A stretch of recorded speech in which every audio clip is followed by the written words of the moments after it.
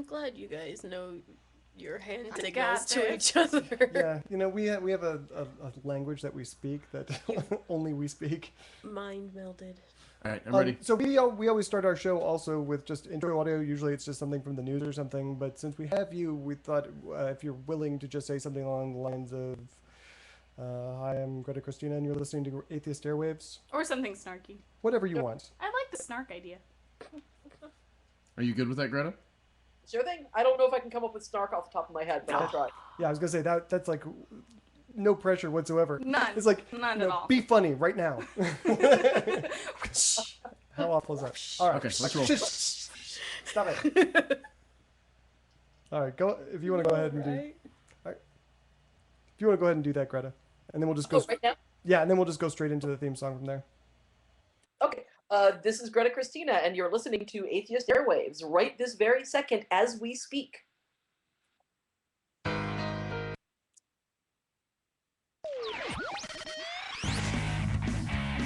Atheists are great people. Great people. It's God's country. Get those signs down. Get them down. Evil will happen in Corpus Christi. Get them down. And welcome to Atheist Airwaves on Secular FM, your source for a secular perspective on news, religious idiocy, and despicable hilarity. I'm Jay Guerrero. I'm Christian Ferris. And I'm Amanda Heckart. And I'm Susan Turpin. You can find us on Facebook and Twitter by searching for Atheist Airwaves. We record live every Thursday at 7:30 Central, so if you're listening via podcast, we encourage you to join us in the Ustream chat room and find all the funny things that we really probably shouldn't say. And that I have to edit out later. Yes, inevitably. So, we've been talking about this for over a month now, and hopefully you have been reading along with us.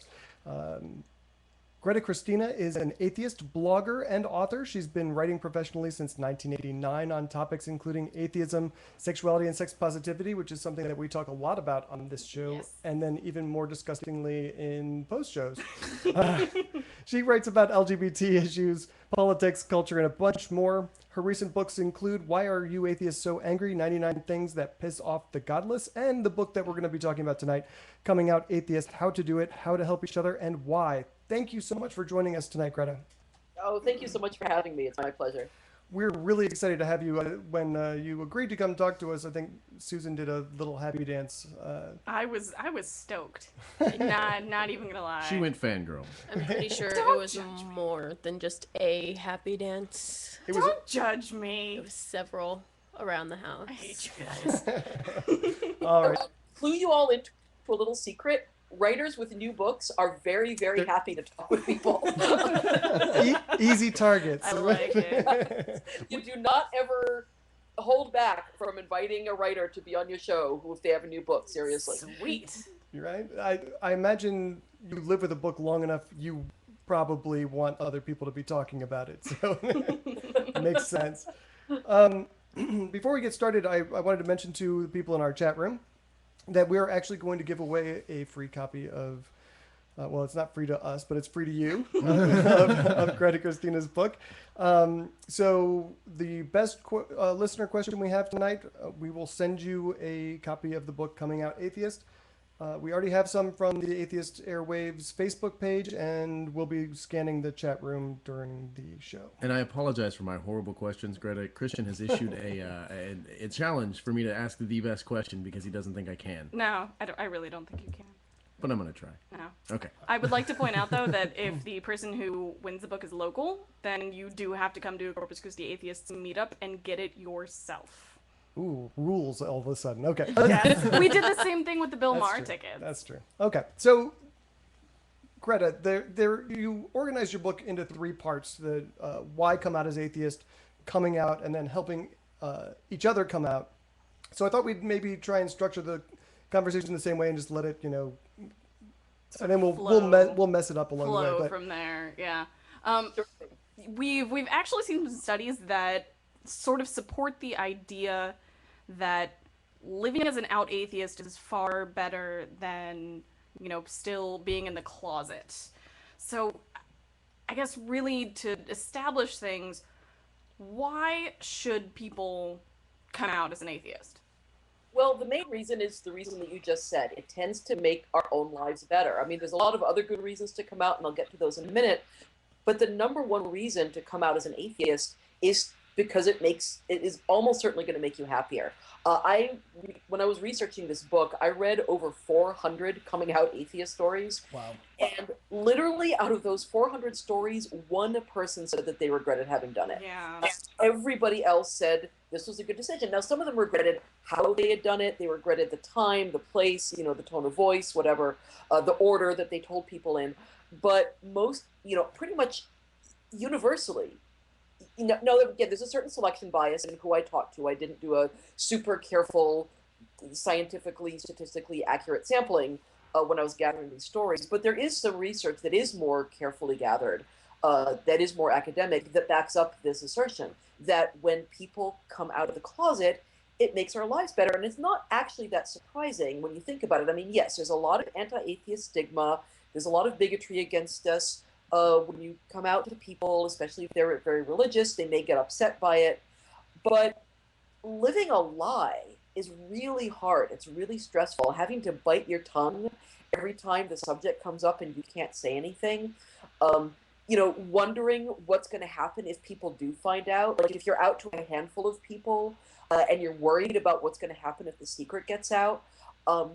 Having to keep your mouth shut when people are saying bigoted things about atheists, as opposed to just being able to oppose it and put it back out on them instead of taking it in because you're being silent about it. It's a hard way to live.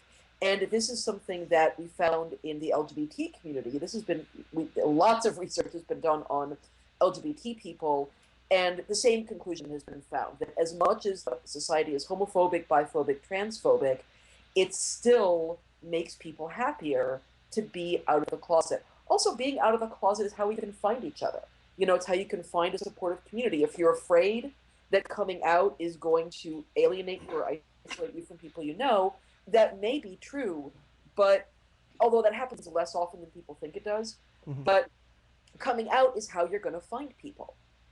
And create a new community. Now, there's some other really good reasons to come out as well, which is that it helps other atheists. It makes other atheists feel safer. It makes them feel more comfortable coming out. It makes them feel not alone. It is how we build a community. It's how we're going to create a political movement, a real serious political movement to be reckoned with. So there's a lot of good reasons to come out, but it really always comes back to do this to make your life better. And, I did my own unscientific poll of Corpus Christi atheists before the show, just and asked people, why did you come out? How did you come out? Things like that. And the answers I got back from our local community really echoed exactly what you were saying. Many said that it just felt better once they came out because they were tired of having to monitor everything that they say online or out loud and trying to remember who can I say things in front of. And Facebook has got to be like the worst thing for closeted atheists, I imagine. I mean, yeah, it's very difficult. I mean, there's a whole chapter in the book on managing the internet when you're coming out, and it is this thing where if you're trying to stay in the closet or you're trying to tell just some people and not others, I mean, Facebook itself can screw that up in a day because they change their damn settings again. Or just you make a little mistake, you hit the wrong button and you share to everybody instead of just to your list, or one of your friends who doesn't realize that you weren't out spreads the word and blurts it out. It does make it difficult to manage. And, so yeah, it's hard, being closeted is hard.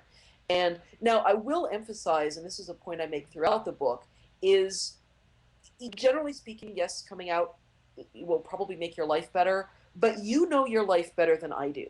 And if you're in a situation where coming out could really screw things up for you, if you're a college student and your parents are covering your tuition and you think that they might cut you off if you come out, if you have a job where people are very religious and it's really like you don't have another chance of getting another job, or this is really the only job, this is a really important job for you to have, there are some situations where coming out is genuinely dangerous, and you should think carefully about it and be cautious about it, and maybe this isn't the right time for you. So I don't take that stuff lightly. But it's true that generally speaking, I mean, I don't know Corpus Christi because I don't know Texas that well. Is it a more conservative area? More? Yeah. Yeah. Yeah. Yes. It's a really interesting place to be an atheist. I'll tell you that. Yeah, and we get a lot of people who say, "Well, you're an atheist living in Corpus Christi. Do you realize that?" And we're all like, "No, we didn't know that. Here, let me pack up my bags and move to like atheist Alaska or something." And what did you just say? You talk to the people in your group, and the ones who are out are happy about it. Yeah. Oh yeah. And there's very few. I've been here for about 5 years, and when I first came down here, almost everybody in Corpus Christi Atheist was firmly in the closet, and now there are only a few left who haven't come out, and I think a lot of it has to do with just finding a positive, supportive community and knowing that, you know, if the worst happens, and the worst can very easily happen in Corpus Christi, you have a community. You're not going to be all alone. Yeah. You have a positive, supportive community to back you up. I think this is a really good place to insert one of our listener questions, though, because you warn repeatedly in the book not to come out if it isn't safe. And one of our listeners had a question along those same lines. Joshua asks, what would classify as acceptable risks for coming out? And what do you think someone should do to really assess those risks accurately? That's a really good question. People who see me do public speaking know that when I say something is a really good question, it means I don't have an easy answer. You know, what's an acceptable? You know, that's a really personal question, and everybody has to decide that for themselves. It's not like there's some easy demarcation of, you know, well, the chances that you're going to lose your job are, you know, 78% versus 43%. You know, I can't do that risk-benefit analysis for you. What I will say is, you know, take a look at take as hard a look at what the risks really are. You know, are you going to suffer really serious financial problems? And do you have the financial wherewithal to back that up? You know, if it's like you really think you might lose your job, you know, are you really going to be out on the street? Or do you have a couple months savings? Do you have some people who can help you out? Do you think you'll be able to find another job? You know, if you're a student and you're being supported by your parents, you know, what do you really seriously think that they're going to cut you off? And if they do, would you be able to manage at school anyway? Would you be able to find a job and support yourself? Or does it really make more sense for you to hold off and wait until you graduated and you're on your own? So, you know, I can't do anybody else's risk-benefit analysis for them, unfortunately, you know, because that's the you know, so, but one thing that I would say is, if you read this book, one of the common themes that you'll see is that a lot of people were really scared to come out, and then it went a lot better than they thought. They thought it was going to be disaster. They thought their parents were never going to speak to them again. They thought their boss would, you know, flip a lid, and that does sometimes happen. I'm not going to deny that. It does sometimes happen, and there's no predicting. I can't predict other people's behavior, but it happens less often than you might think. I was really expecting, when I was starting to research this book, I was expecting just horror story after horror story, and I got some, but a lot of what I got was, yeah, it wasn't a great conversation, but now it's okay. You know, maybe it's a little bit tense, and there's some things we don't talk about, but you know, it's all right. And I got those stories much more than I expected, and so I think that that's something to remember. If you're talking certainly about friends or family, unless they're really hardcore religious or they belong to some sect like Jehovah's Witnesses where they're required to cut you off if you leave the church, chances are, I mean, yeah, they love you and care about you, and that means that it may upset them when you say that you're not religious anymore, but the fact that they love you and care about you means that they want you in their life. And, you know, so try to remember that. And, you know, when it comes to coming out at work, it's a whole other ball of wax. And the main things that I suggest doing are getting prepared about practical stuff. Get familiar with the law, with non-discrimination law. Document your work situation so that, you know, if you do start getting discrimination after you come out, you can, you know, make a case for it. Be judicious about who you come out to first. You know, find people who you think are going to be allies and come out to them first. But yeah, I wish I could give you a really easy answer about risk-benefit analysis, but unfortunately that is really personal. Sorry, Josh, you got to do the work all by yourself. There's a lot there. There's a lot of stories in the book from other people, and that's actually, in some ways, I think some of the most helpful stuff about the book isn't my ideas so much as it is reading all these other people's experiences and saying, oh yeah, this is kind of similar to my experience, and so I might have a similar situation. Or so, just reading other people's accounts of how they came out and what happened and what didn't happen, that might actually be really useful. One of the other things that happened when I was asking our membership today, and we have kind of a private safe space kind of place where our members can go and no one else can see it. It's completely closed and private. And so as long as you're clearing your on Facebook, you mean? on Facebook, Yeah. Okay. It's a online thing. But we had one member who was really puzzled about why it's such a big deal, and which was interesting to me. He seemed a little annoyed that anyone had any misgivings about and coming difficulty out. Yeah. with it. So I gave him a flip answer, which was probably not the best strategy in that situation. But what would you say to someone who just, an atheist who just can't wrap their brains around why coming out is such a big deal to some people? I would just say everybody has a different experience. Not everybody has the same experience as you. Some people have very, very religious families, and they're very close to their families. And the possibility of losing those family ties or straining those family ties is very daunting. Some people have economic situations that are not that stable, and they really, there's a lot of communities where religion is very tied into the economic life, the political life, the social life, and cutting yourself loose from religion means potentially cutting yourself loose from just that economic and political network, and it can make things financially difficult. It can, people can risk losing jobs, losing homes, and so on. There are some extreme situations of, people have lost custody of their children because of their atheism. So, what I would say is, if you're in a situation where coming out atheist is not that big a deal to you, whether that's because of where you live, or whether because you're relatively financially stable, because your family, it's not that big a deal, that's awesome, and that's I'm really glad to hear that.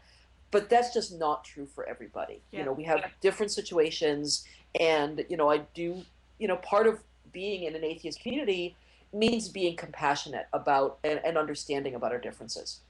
There was actually an Ask Reddit thread, or not an Ask Reddit thread, somewhere on Reddit, thread that I read earlier that was a guy posting and said, I came out as an atheist to my wife, and she immediately told me that she wanted a divorce. Wow. And I was like, and I thought it was kind of funny, not haha, but weird, how it sort of coincided with reading the book and everything. And I guess sort of in my experience, because my ex-husband was homeschool, home church, super, super religious, and that was actually a big reason that we broke up, was because I was an atheist and I wasn't willing to compromise on it. Yeah, and that actually, one question that I wanted to ask you, because we read Daryl Ray's Sex and God book last month, and that's who we talked to last month.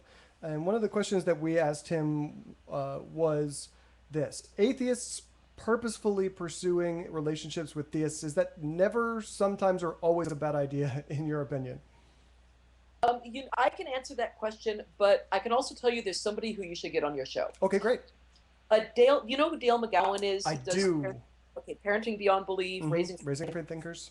He also wrote the Atheism for Dummies book. He's coming out with a book, I think, this fall that's about exactly this question. It's about relationships between atheists and believers.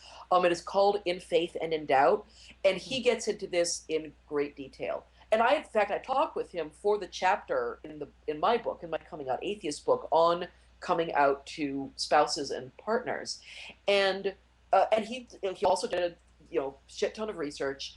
And what he found was that relationships between atheists and believers can work, and they do often work, but it kind of depends on how important their atheism or their religion is to them. And what he said was, in these kinds of relationships, if there's an atheist and a believer, but neither of them, atheism or religion, is that big a deal, then often the relationship works out, or if it breaks up, it's for other reasons. Mm-hmm. If atheism or religion is really important for one of them, then it's a little more iffy, and other factors are going to come into play more.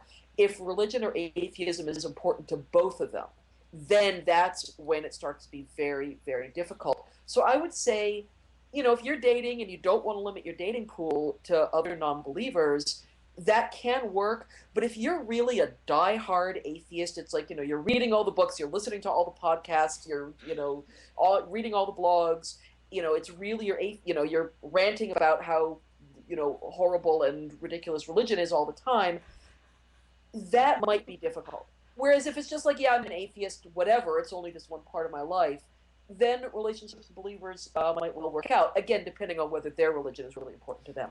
So what you should do if you're in that situation is dump your significant other and come hang out with us. Pretty much. You don't need them. And I just want to say I have never been so grateful for my boyfriend, considering the fact we met in CCA and we're both very hardcore, sort of Nice. Screw your religion, we hate all of you sort of thing. We're antisocial. We do have a question from the chat room, actually. Alcoholico asks, what's a good answer, in your opinion, to the statement, I'll pray for you, whenever somebody is coming out as an atheist? It kind of depends on your personality and on your mood. Do you feel like starting a conversation? Do you feel like getting into an argument with them? Or do you feel like just, nodding and, getting along?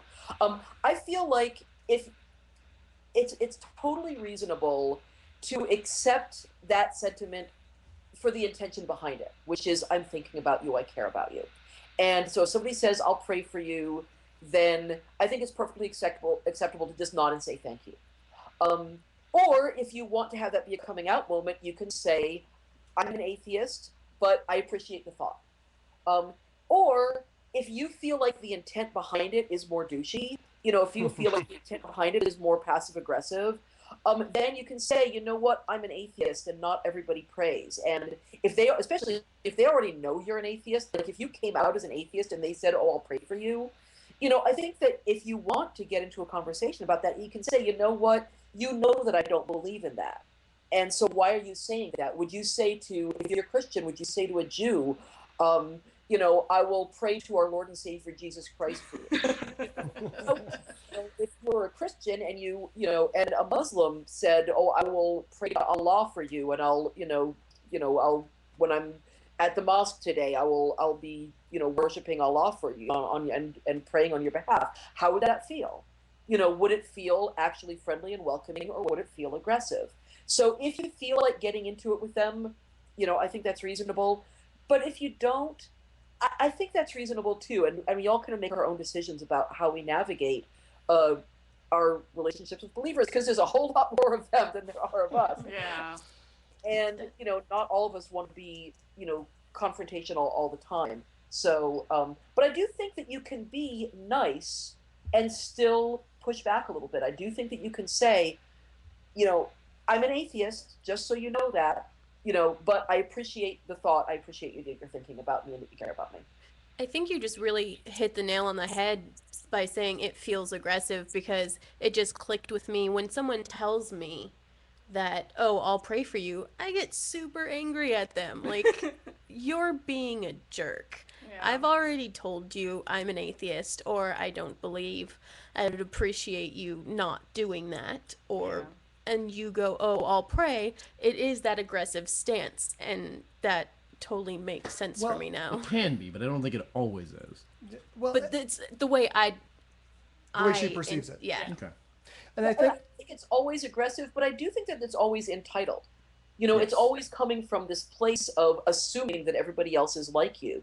And that's why I think sort of if you want to push back, the whole taking the tack of how would you feel if the shoe were on the other foot? How would you feel if you were in a Buddhist country or a Muslim country and people were saying, I'll pray to my God or my gods for you? How would that feel? Because that can kind of chip away at that sense of entitlement a little bit.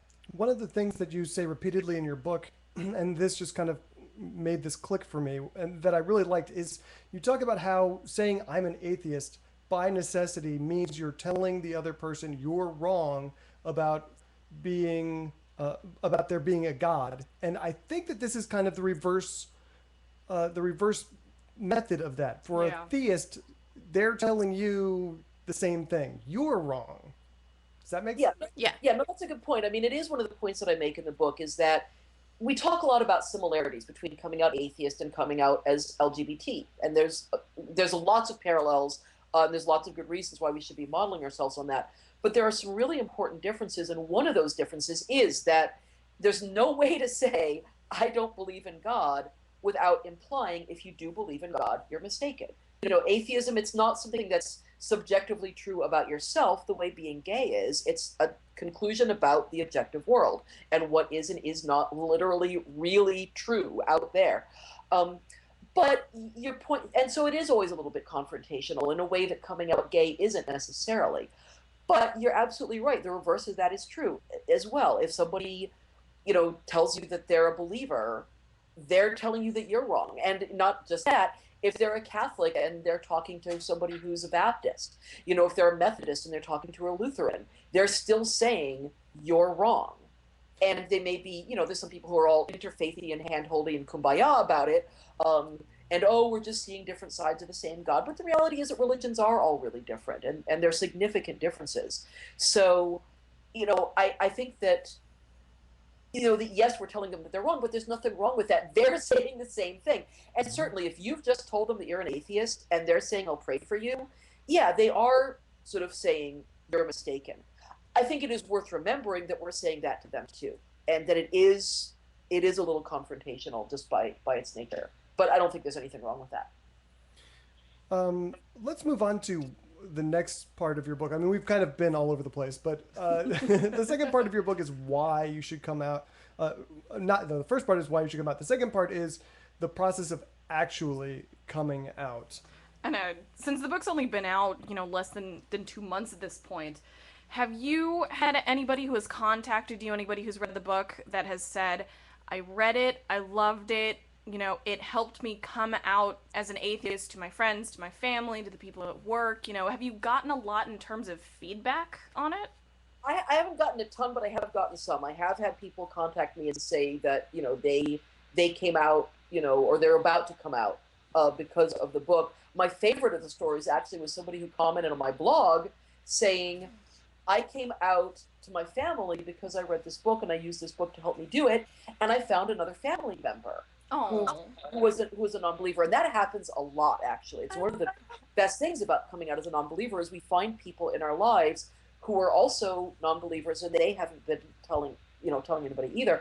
And the thing that was funny was that person commented, and then this relative commented. So they're both commenting on my blog saying, I found this relative because the one of them came out, and then the other one was like, oh, now I know, I can talk to you about it. So yeah, I haven't been getting a ton of those, but I have been hearing some of those, and so far, again, they've all been happy stories. I haven't had anybody, fortunately, you know, tell me I came out and now my life is ruined. You know, screw you. I want my money back. So far, that has not happened. I actually had a really great experience reading your book because I have 2 young children and my daughter's 11, and she was outside playing with her scooter, and I'm in like a chair outside reading your book, talking to her, and she came over and asked me what the book was and what it was about, and I was talking to her about it, and she started telling me how people at her school have asked her, you know, what church do you go to? Do you believe in God? And she said, you know, I've kind of been lying to them about that, and you know, just saying, oh, of course I do. And, you know, we talked about it and talked about what you were saying in your book. And I told her, you know, that's perfectly fine if you feel like that's what you want to do. And the very next day she came skipping home, having come out to all of her friends at school and had a great experience doing it. So. Oh my gosh, that makes me so, right now, if I didn't have headphones attached to me and my laptop on my lap, I would be getting up and doing the happy dance. That makes me so happy. Thank you so much for telling me that sure. story. Like I said, I think that's the one thing that, you know, I'm super out, and I've paid consequences for that personally and professionally. And that doesn't bother me, but it bothers me with my kids. And so while I'm kind of a strident, gung-ho atheist, when it comes to my kids, I'm a little softer on it. I want them to be out. I want them to be happy, but I also don't want them to be made miserable by South Texas children. Yeah. And that's a hard thing. I mean, again, there's an entire chapter in the book on coming out if you're a parent, and that includes coming out just to your community and to your family, but also includes coming out to your kids and talking with your kids about it. And of course, there's a lot of other writing about this. Dale McGowan, most famously, as well as others. Um, and and it can be difficult because you're making, and it's always true when you're a parent. You're making decisions for your kids, and and that's true if you're a same-sex couple. It's true if you're an interracial couple. There's lots of things that can make bringing up your kids. Just you're kind of giving them the stigma just from the start. And yet, the sort of the flip side of that is, you want presumably to model for your children being a happy atheist, being a proud atheist, being not feeling like it's something to be ashamed of, and of course letting them make their own decisions about it, within their own peer group and so on. But there are some parents who have, there's a number of atheists in the book who have said that my dad was an atheist. I didn't find out until I was a teenager, or I didn't find out until I was an adult. And you know what? I could have used that support because I was growing up as a kid having all these questions and having these doubts. I realized I was an atheist when I was 11. And I really could have used the support, knowing Right. that my father or my mother thought this too. And so I think that if parents are reluctant to talk about this with their kids, I understand that reluctance, but that's an important thing to remember. Your kids may be having questions too, and they could use support. Yeah, I love that. I love that story in your book, and especially the way later on he told his daughter how proud he was that she came to all those answers on her own, and she was like, "Well, I could have used some support about a decade ago." See, and I've been super lucky, and I say this a lot on this show. I've been super lucky with my mom because my mom's been an atheist since I was like 5 or 6, and I love the story she told. She was sitting there in church one day listening to everything, and a light bulb just pops on over her head, and she was like, "Well, this is bullshit." I'm like, "I love you, Mom." But I mean, I haven't really had to do the whole coming out to family thing because my mom's been so supportive and so great about it. So I'm very lucky in that sense. So before we continue the conversation, Yeah, let's break to talk a little bit. I don't think we have any upcoming events coming up, but do you want to tell everyone who our next book is Our going to be? next book, yes, I'm super excited about this one. Actually, that was not me buzzing. For once, that was not You me. just got daddy eyes. All right. For once, that was not me making the noise. So the next interview that we're going to have is going to be on Tuesday, July 8th, because we're going to be moving dates soon. And it is going to be with the author of A Manual for Creating Atheists. It is Peter Boghossian. Boghossian. There we go. That's how you say it. When Matt Dillahunty was down here in Corpus Christi, that was one of the books that he recommended, and he got me at street epistemology, which is apparently a phrase that Dr. Boghossian coined. So pick up the book, read along with us, and we'll meet back here in a month. I actually bought the book like 2 months ago whenever I went on a book binge. I was all like, this looks good, and Cosmos, and surely you must be joking, Mr. Feynman, and yeah, Right. yeah. So. If you guys would like to actually ask Greta a question personally, we're going to go ahead and open up the call-in line. Are we going to do phone? We're not going to do that, no. No? We're not No, going we're to not going to do that because it'll be a total mess. Oh, okay. But if you're in the chat room, please keep putting them in the Yes, chat room. much like Alcoholico Then I did. don't know what you were talking about. I don't know what I was talking about either. I don't think any of us do. Okay, good. All right. So next thing I wanted to talk to you about, Greta, I feel like living in deep South Texas actually forces people to either be out or to be a liar. When I moved down here, and this is something that came up in your book a few times, I think.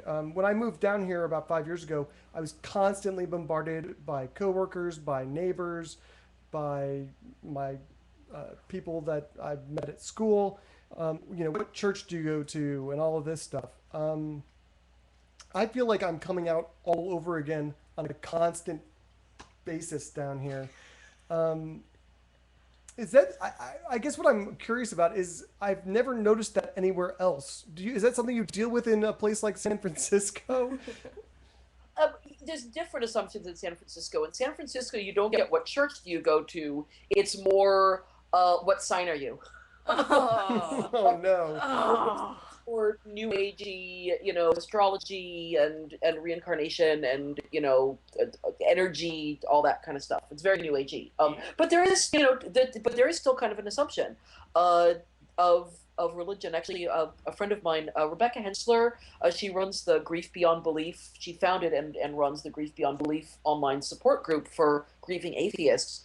And she tells a story about this is in San Francisco, going to this event for parents who had lost children. The reason she started this group was that she had a child who died very young, and she went to this event, this memorial event with parents at this hospital who had also had children who had died, and there were like other children, siblings of the kids who had died who were there, and they read this book for the kids that was, supposedly this, supportive book about, how to deal with, grieving a sibling. And there was all this stuff about, well, where is my brother? Where's my sister? Well, they're in the clouds. They're in the rainbows. They're, they're in the stars. And, and Rebecca was like, they said that this was not going to be religious. They said this was not going to be denominational. And yet, I'm being told that, my child isn't really dead. And the whole way that I can cope with this is to accept that my child is really dead and I'm never going to see him again, and to move on from there, and to try to find some peace with that. And, there's just, even in some places like San Francisco, there is, and it's different, obviously, than being bombarded with, what church do you go to? But at least in the United States, the assumption that you have some kind of religion is fairly common.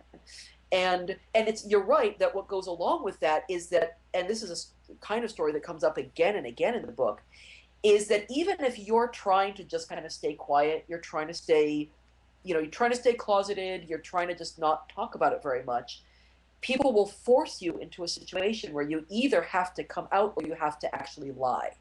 It's, and this happens with family members. Family members will, if they start to suspect that you don't believe anymore, sometimes they'll really start to push you, instead of just letting sleeping dogs lie, they'll start to go, it doesn't seem like you're going to church anymore. It's just like, what's going on? Do you not believe anymore? Are you an atheist? And that is, again, it's, it's difficult, but it is an argument for being more out, which is that, the choice between, it's like if every single time somebody asks you that question, you have to think about what lie to tell. That's a really difficult situation. But that actually points to another point in the book, which I'll get to just briefly, which is that being out is not an either or thing. It's not like either you're out or you're not. It's not like the closet door is shut or open. And so even for people who are more or less out as atheists, we're always coming out. We're always having these questions. We're having the questions with the barista at the airport. We're having the questions with, the person at the Burger King who asks you what church do you go to. Every new person, we start a new job and we have to have the conversations all over again. So, coming out is an ongoing process. And so if, people who are, sometimes I get asked, would this book be valuable to people who are already pretty out as atheists? And I would say, I think it is, partly just because of that, because you're never completely out. It's an ongoing process. And also, the book has a lot of ideas about how to help other atheists come out. I think that's a good point. One of the things that because I was going into the book, I thought, I'm out. What am I going to get from it? But there's a lot of, you go into a lot of different things, like coming out for military members, coming out to your family, coming out at work, a lot of things, and a lot of things that really don't apply to me, or coming out as a member of another minority group, which I thought was a really interesting segment, especially as a straight, white, cisgendered male. I mean, you're lucky. Yeah, right. These are things that I think that can make our communities stronger if we can understand each other. One of the things that you said at the end, towards the end of your book, I think, which I thought was a really great point, is that, we do tend to dwell on doom and gloom, the doom and gloom aspect of coming out, when in actuality, it's also kind of fun. And I, especially for me now, because like I said, I'm constantly coming out because people will ask me over and over down here, what church do you go to and all that stuff. And I have tons of fun with it now. But also one of the things that, just having talked to a lot of new atheists over the last few years, it seems like coming out is a very deeply personal, validating, and rewarding activity at the base of it, which is why I think a lot of people feel drawn to do it. Would you agree with that?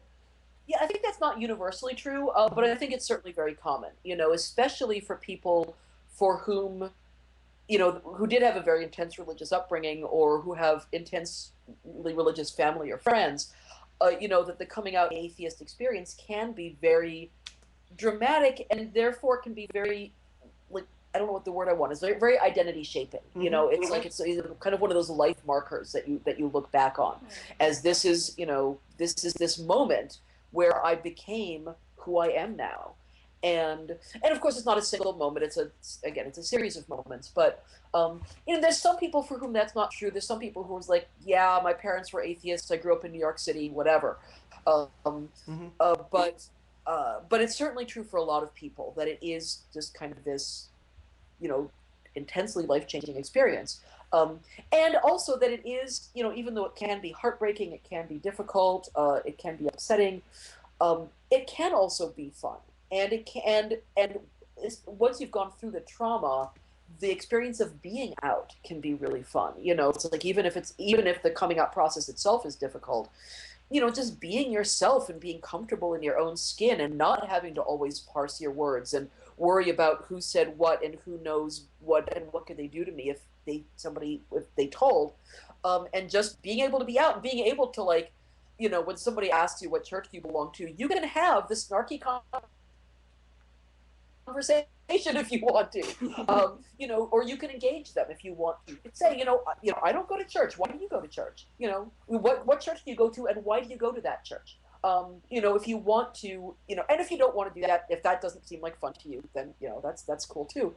But just being out, we do tend to talk about the horror stories and the sad stories, and it's understandable. We want to talk with people who understand. We want to commiserate. We are a complaining species, but I think that we sometimes overemphasize that, and we make it seem like it's more traumatic than it is, or more traumatic than it often is. Which is what I like about a section in your book you call the coming out method of no big deal, which is essentially what I've done my entire life with my sexuality as well as my atheism, of just lived the life I lived until someone asked me about it, and then I would answer, it's no big deal. And like when I came out, it was because my grandma asked, "Are you gay?" And I went, "Yes," and that was the end of it. No further discussion needed. That was the conversation. And so when anyone asks, like, "Oh, what church do you go to?" or when we start having conversations about the Bible, it's like, "Well, I'm atheist, but I have this opinion," and it's never been a big deal. That's what I like about. Well, yes, you have this need or urge or want to come out so you can stop living this lie. By just living the life you're living or that you want to live makes that transition smoother. Yeah, and it is one of the things, as you say, that I talk about in the book is, there's lots of different ways to come out, and it's one of the most essential points that I make in the book is, if you're getting this book to find the right way to come out, you're going to be very disappointed, because there isn't one right way to do this. It's sort of more, as I talk about how it's not a set of directions, it's a map of the territory, and you get to pick your own path and what works for you. And that's one of the big differences that you can decide on is, do I want to sit people down and have the big conversation? I have something very important to tell you. Sit down, Mom. Sit down, Dad. I'm an atheist, with the bum, bum, bum sound that behind you. That would be awesome. If you could do that, like have your phone, like, play that bum, bum, bum music. But sometimes it just makes sense to just be out, to just tell people when it comes up. You don't put them down. But when it comes up, and boy, if you're living in a religious area, it comes up a lot. To just be out, and that has the effect of making atheism seem ordinary. Yes. It has the effect of making it seem like it's not that big a deal. Like it's just, of course, some people are atheists. Why wouldn't they be? Now, the one thing about that is that if the people you're coming out to are people that are really important to you, and you think they're really going to have a hard time with it, I tend to counsel not to do that. I tend to counsel just, actually sitting them down, maybe not with the bum, bum, bum music behind you, but, just sitting them down and making sure that you have time, making sure that it's a good time. Um, because, if it's your mom and your dad and they're going to flip out, just mentioning it when you're at Disneyland, that's maybe not the best way to do it. Just wait till you get to the top of the roller coaster. Splash Mountain. Mom, Dad, I'm an atheist, and then you go right down. You don't know if they're screaming because of the ride or because you're an atheist.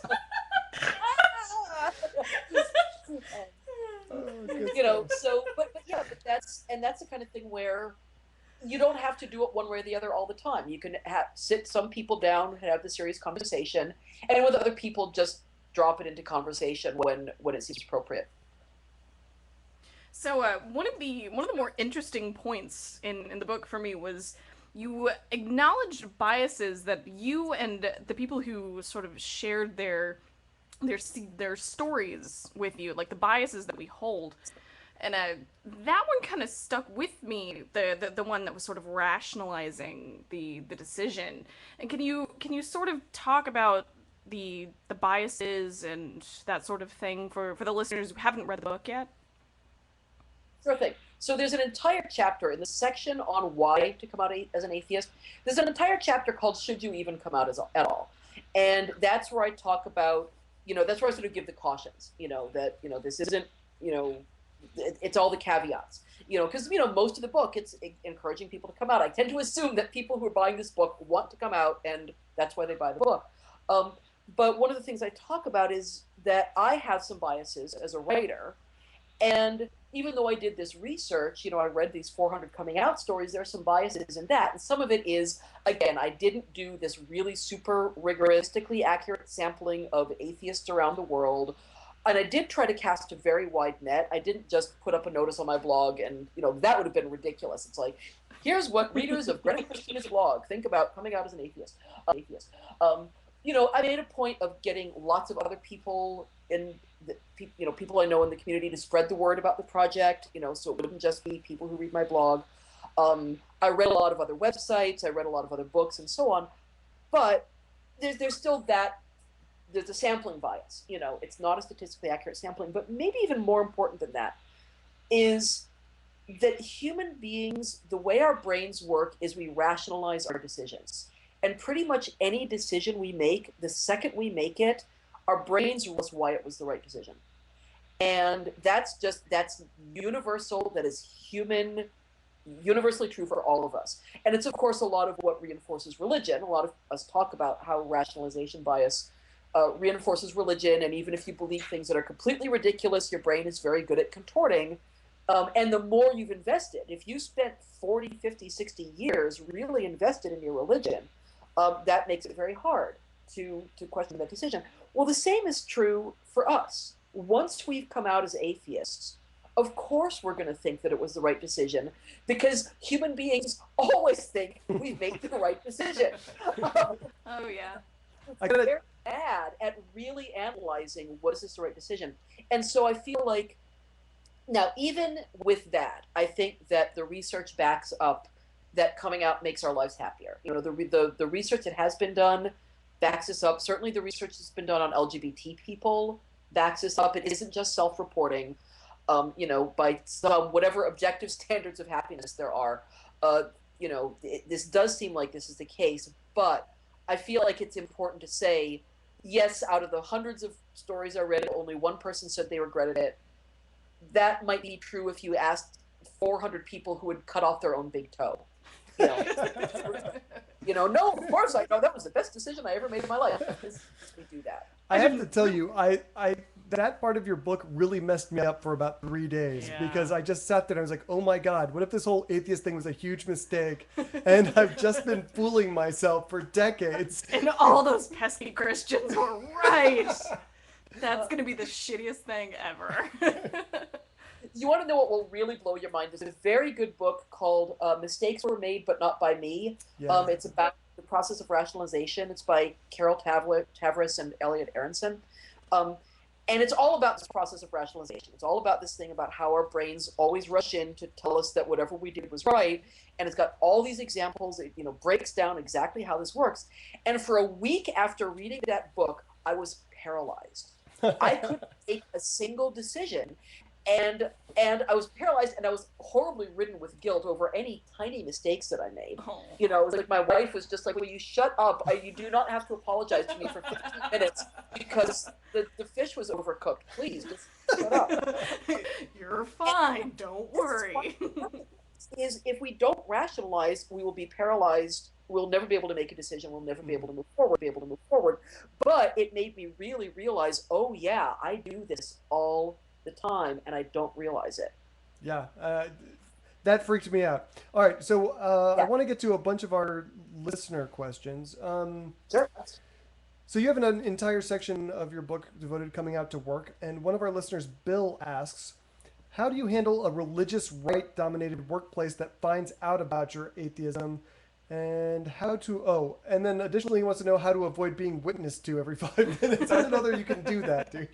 Walk away.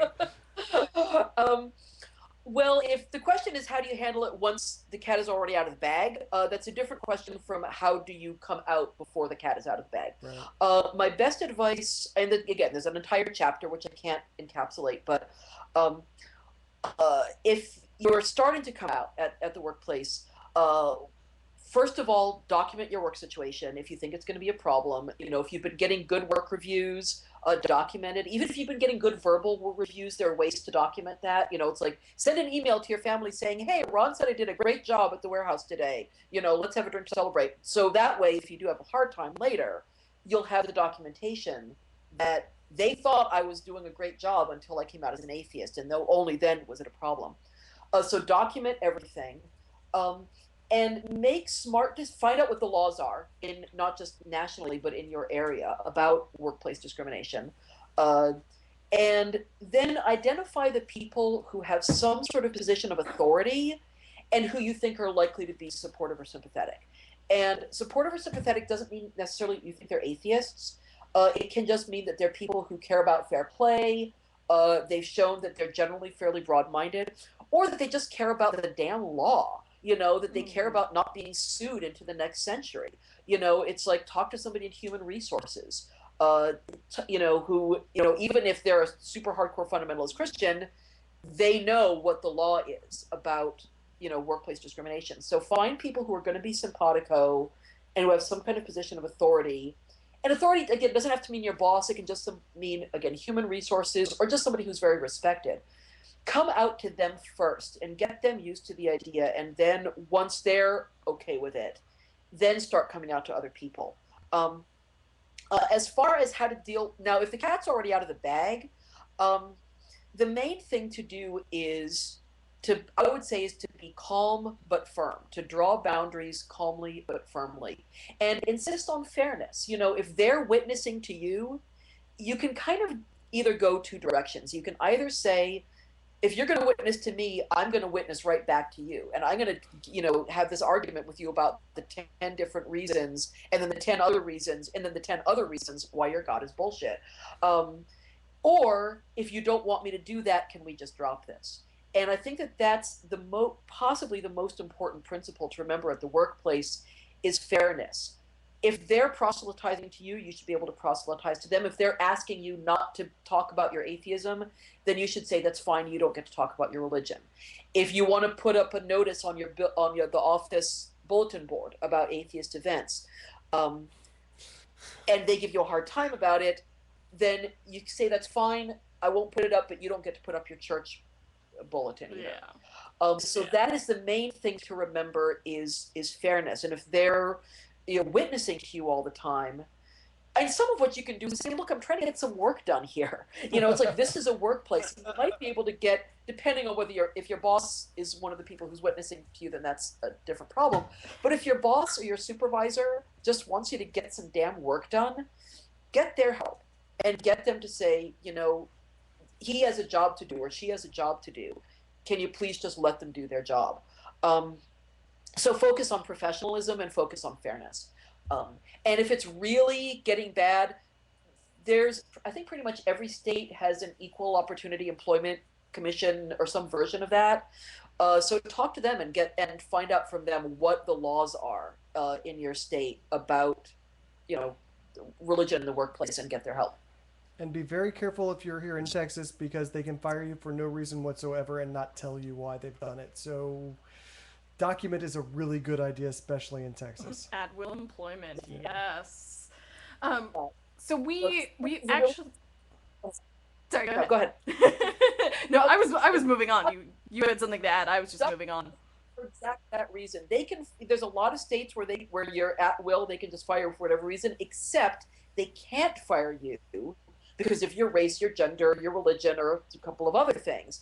And so if you can make a case that they fired you because of your atheism, then they're shit up a creek, so document. Right. Nice. I like it. So anyway, go ahead. So we actually talked about coming out as an atheist versus coming out, as LGBT a couple of weeks ago, and I believe It was the last time Amanda was here. yeah, I was gonna say that was the last time Amanda was here. We really do need to do the Ask a Local Lesbian I'm segment. telling you. So one of our listener questions, Matthew, actually asks, is coming out atheist in any way like coming out as gay? And do you think it's just as bad or worse or better, sort of comparing the two? Sure. I think that there are a lot of similarities, and I'm bisexual myself, and I know a lot of other LGBT atheists, and a lot of them say, in fact, I don't think I've ever talked to an LGBT atheist who didn't say that there weren't parallels. That was like a triple negative. I'm going to say that sentence again. Yes, there are a lot of parallels, and most LGBT atheists say that there are a lot of parallels. There are also some important differences, but yeah, definitely and if you are out as LGBT, you have a lot of experience, and you have kind of a leg up on everybody else, on straight people, which is nice. We don't get advantages that much, but we have an advantage here. And there are some important differences. Like I said, there is this difference that coming out atheist is confrontational in a way that coming out LGBT isn't necessarily, because you are telling them that they're wrong. Now, if you're coming in as LGBT, you're telling them that they're wrong to be homophobic, if they're homophobic, so there's that. So as to which is easier, again, this is different for different people. Most gaytheists that I've known, most LGBT I don't like that. have said that coming out atheist was more difficult. And a lot of that is just that the LGBT community, we've been at this for decades now. We've been doing very visible, vocal, out in your face activism and social change work for decades, since the late 60s. And so we've had a couple of generations to change people's minds about us. And atheists are behind the curve on that. And a lot of people don't even know what the hell an atheist is. They think it means we worship Satan or something. They don't understand that it literally means I don't believe in any of that. So we have a lot more education to do. There's more stigma against us. All the polls show that there's more stigma against us than there is against most other marginalized groups. But that's not universally true. There's some, so if you're sitting there going, oh my gosh, coming out as gay was horrible, coming out atheist going to be worse than that? It might not necessarily be. There's sometimes where it's like, okay, we've been through this already, so I guess we're just doing this again, right? It's not, so that really varies a lot. We're kind of running out of time, and there was one thing that we all agreed we definitely wanted to talk about before we allowed you to leave. You talk in the book about different groups being allies for each other. Intersectionality, right? I think is the Twitter word for it. And I'm pretty proud of the membership of Corpus Christi Atheists. We take care of our own issues. But we're also a very strong feminist organization. We show up to support the LGBTQ community, even when their problems or goals don't intersect with our own. What would you say to those atheists who question the need to support LGBTQ issues or the need for feminism in our movement? Well, right this second, what I want to say is fuck you. Yay! The this a lot in the last couple of weeks, and it's been hard. But so when I've calmed down a little bit, and I'm not just saying go fuck yourself. What I would say is, if we don't do this, we lose. I mean, just from a purely practical Machiavellian standpoint, if we don't go out of our way to be welcoming to women, to be welcoming to African Americans, to be welcoming to LGBT people, to be welcoming to Hispanic Americans, to be welcoming to people who are working class and blue collar, to be welcoming to, just all of these, different marginalized people, then all we're ever going to be is a community of white, middle class, college educated, straight, cisgender men. And that's a really small percentage of the population. And that's only one of us sitting if at that's the table. all we ever appeal to, I mean, just So that's purely from a Machiavellian standpoint, we need numbers. There are a lot of atheists in the world, and there's a lot of people who are considering atheism, who are considering non-belief. And if they don't see us addressing their issues, addressing their issues, and B, working on our own shit. If they come to meetings and they encounter racism, sexism, transphobia, classism, and so on, not necessarily overt, but I think we all know, or we should know, that a lot of this stuff can be subtle and it can be unconscious, but it doesn't mean if they're not going to want to be part of this. I should add and put myself in that, we're not going to want to be part of this. And I can't tell you how many women I know who are like, yeah, I don't really believe in God, I'm not religious, but I don't want to be part of this bullshit. I've seen the shit that happens to women online in the atheist movement, and I don't want to be part of it. And so if we don't fix this, we lose. That's kind of what it comes down to. And people will say, oh, it's mission drift, that's not what our movement is about, we have to be about, but that's like this very self-perpetuating, self-defining thing. It's like we don't have to be about what we've always been about. And there's a lot of issues that specifically are of interest to women, to people of color, to working class blue collar people, to trans people, and so on, that absolutely intersect with religion, with church state separation, and so on. We can work on those issues. It's an example of reproductive rights, perfect example. That's an area where religion is just doing a horrible amount of harm, and that's an issue that particularly concerns women. We can work on that more. A good example of that is a voucher funding of public schools going to religious schools. It's a big church state separation issue where it's like public funding is funding religious schools. It's also an issue that disproportionately affects poor people, working class people, blue collar people, and people of color who attend public schools and whose public schools are getting defunded because the funding is going to religious schools. Yeah. So this isn't mission drift. We can find issues that have to do with atheism, that have to do with religion, skepticism, church-state separation, and so on, that do affect marginalized people. And if we don't, why do they want to give a shit? Why would they want to participate in our movement if we're not working on things that they care about?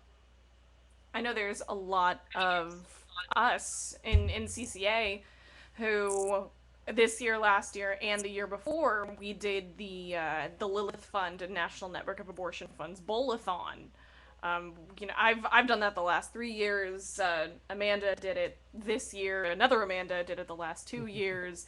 That's sort of that's my baby right there. Is all of the reproductive rights stuff. That's my baby. So I try to get as many people as I can, involved in both the atheism movement, into this, and be just like, you're pro-choice, why would you not want to help low-income women? So, well, I'm this big, huge dump truck full of privilege, and I really feel like one of the challenges people like me face is recognizing that, and then working to get rid of it. And I can understand why that's threatening to people, because it's pretty cool to must be nice. It's like having the express pass at Disney World. I mean, so I understand why people don't want that. But I mean, particularly the last 5 years organizing Corpus Christi Atheists, I mean,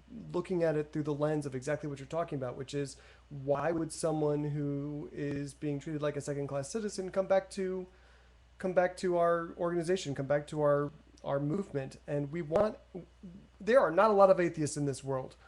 And we can't afford to send big groups of them packing Yeah, to alienate them. Yeah, because we're too blind to our own privilege or whatever. Well, and having been got anti, I feel like I want to sort of be a little bit more positive too, which is it's like, yes, if we don't do this, we lose. But you know what? Doing this is fun. The same way that Coming Out Atheist is fun, and that's how I ended the book. Having a diverse community, it's fun. It's better, it's more interesting. And that's sort of the flip side of if we don't do this, we lose.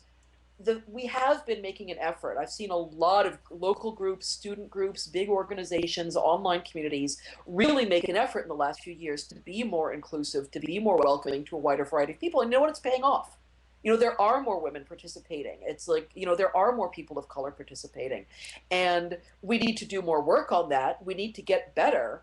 But it does pay off. And I think that that's sort of something that people if it doesn't pay off immediately, it's like, they invite the one black person to speak at their group and there aren't like 25 black people at their group the next week. They're like, oh, well, that doesn't work, so why bother? You have to keep at it.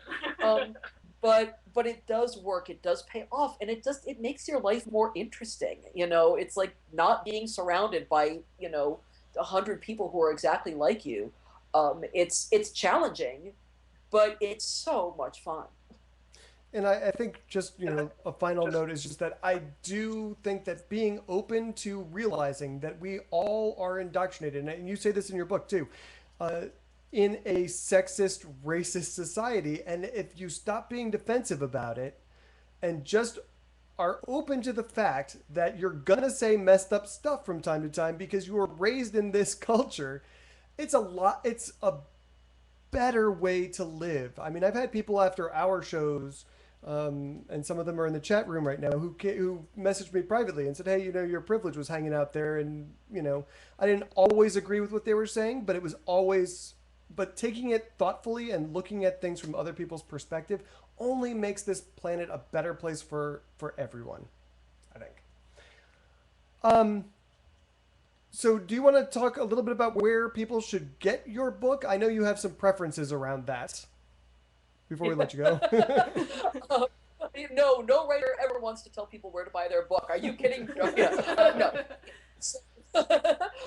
Okay, so here's where the book is called Coming Out Atheist, How to Do It, How to Help Each Other, and Why. It's by me, Greta Christina, and it's in all the formats. You can get it in ebook format, and that's on Amazon, on Nook, on Smashwords. You can get it in print, and it's print, all the places where you can get print books. Powell's has it. Amazon has it. I tend to not like to send people to Amazon because their labor practices and their warehouses are horrible. But if you make your own decisions about that, and your local bookstore can order it. It's available through all the regular distributors. So any place that carries print books either has it or can get it. And Powell's is my very favorite. If you're going to order physical print books online, buy from Powell's. And it's available in audiobook. An audiobook, it's at Audible, it's on Amazon again, it's on iTunes. And I did the reading, I did the recording for the book. So if you've been enjoying the dulcet sounds of my voice, la la la la la. What was that noise I was making again? Bum, bum, bum.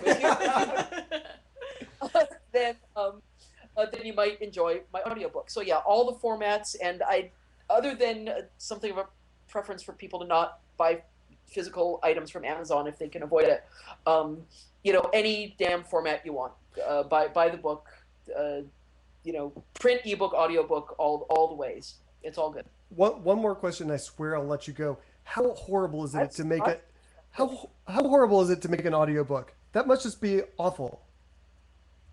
It was not awful, but it was tiring. And this one especially, because this was a little bit longer. I've done a couple of audiobooks before this one, both of which were shorter books, and this is a somewhat longer book.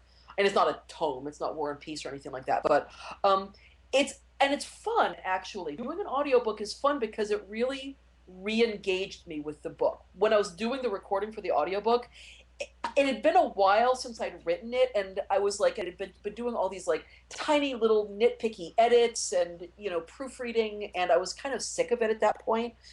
And reading the content of the book really reconnected me with it. It was like, oh yeah, I like this. I wrote this, and I love it. I worked really hard on this, and I spent a good year and a half on it. Not even counting all the sort of years that I've been doing a little bit of research before it.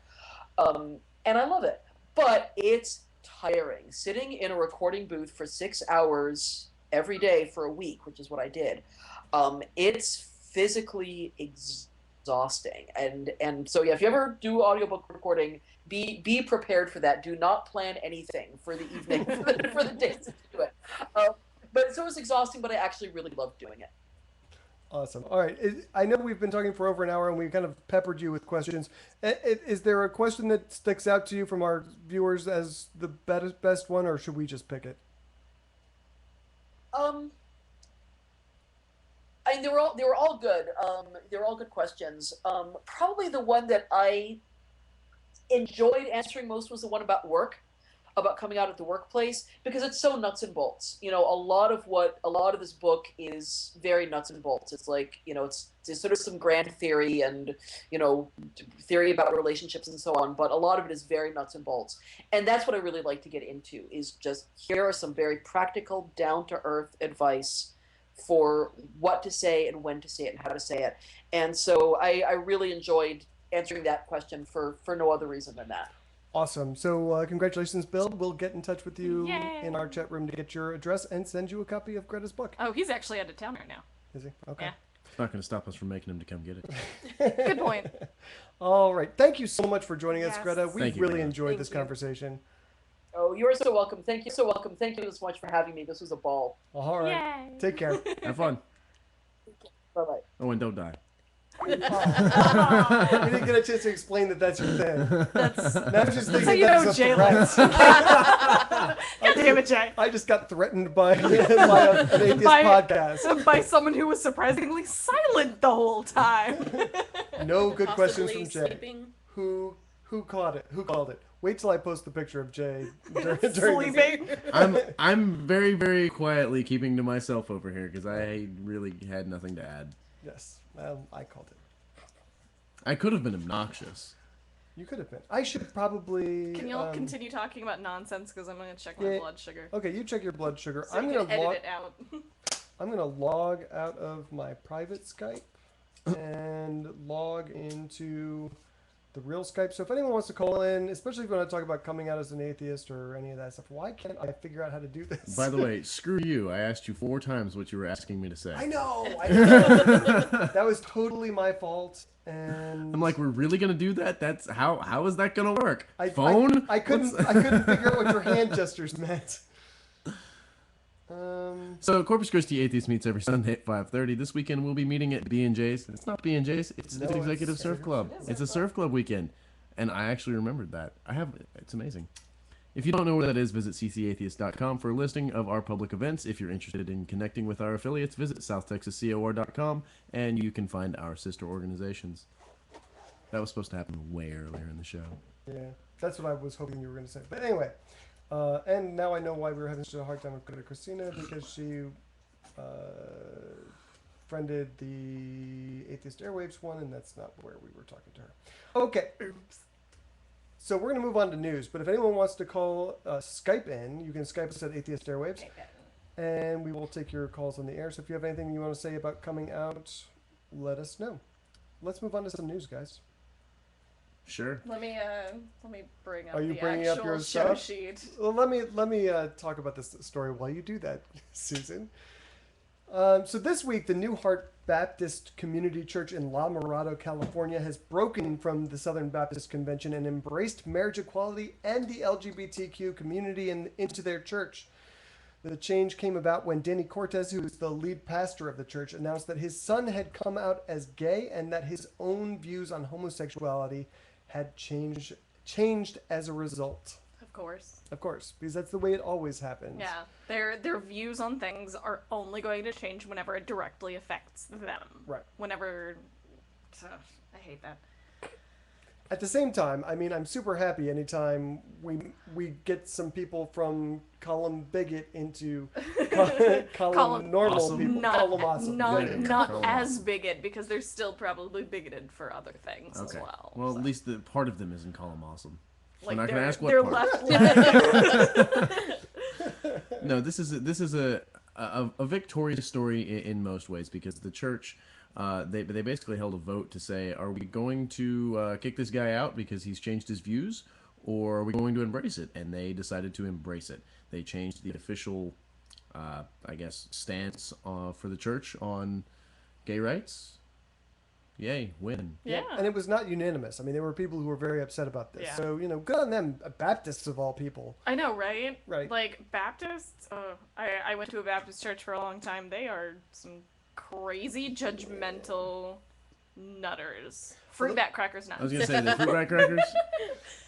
It was interesting when I was a kid because I was raised Catholic, and I know there are a lot of people who aren't Catholics who look at Catholicism and like, wow, that's really weird, man. I hate Catholicism. So I get that, but it was really strange going to my friend's Baptist church when I was a kid because I was looking at what they were doing and I was just sitting there saying, this is so crazy.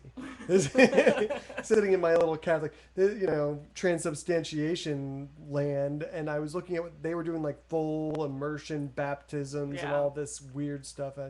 I was baptized in a pool Really? when I was Like a 16. like a Like a swimming swimming pool? pool? Yeah, like a swimming pool. So I smelled like chlorine on the day of my baptism. It was Nice. awesome. How old were you when you were baptized? 16. I was baptized in the ocean at Mother's Beach along with Nice. toddlers and dirty diapers. I don't know if I was officially baptized, but I was dunked in the surf. Really? Yeah, I was like 2 days old. Yeah, I mean, and we went to an Episcopalian church when I was little, which is just a branch of the Anglican Church, which is just basically Catholicism light. But I don't believe I ever got baptized Episcopalian. I don't believe I did. But I guess then, if I did, I got rebaptized. Can we have atheist baptisms? Is that a Would thing we can wash do? them in beer? Well, we actually there's one of the earliest CCA video that I'm aware of is a reverse baptism that they did in Austin, I believe, where they had people come up to the stage and they blowed them with a Blows them. okay, I don't know how to say it, but they pointed a hairdryer at them and dried them okay, off. yeah. I like the idea that. of pouring a beer over their heads. That's a better idea. That's more in line with our organization, I think. Oh, what can I say? I have really great ideas sometimes. Sometimes. Really? Name When one. was the last Why time? not? Why not just a pool of noodles? Oh, We're that's a both good buying idea. spaghetti monster. But that's much more difficult to do. Jay's just gonna What's suggest the- like Has a kiddie Jello pool? or mud instead. Spaghetti noodles are like 98 cents. Jello and mud are just as hard as noodles.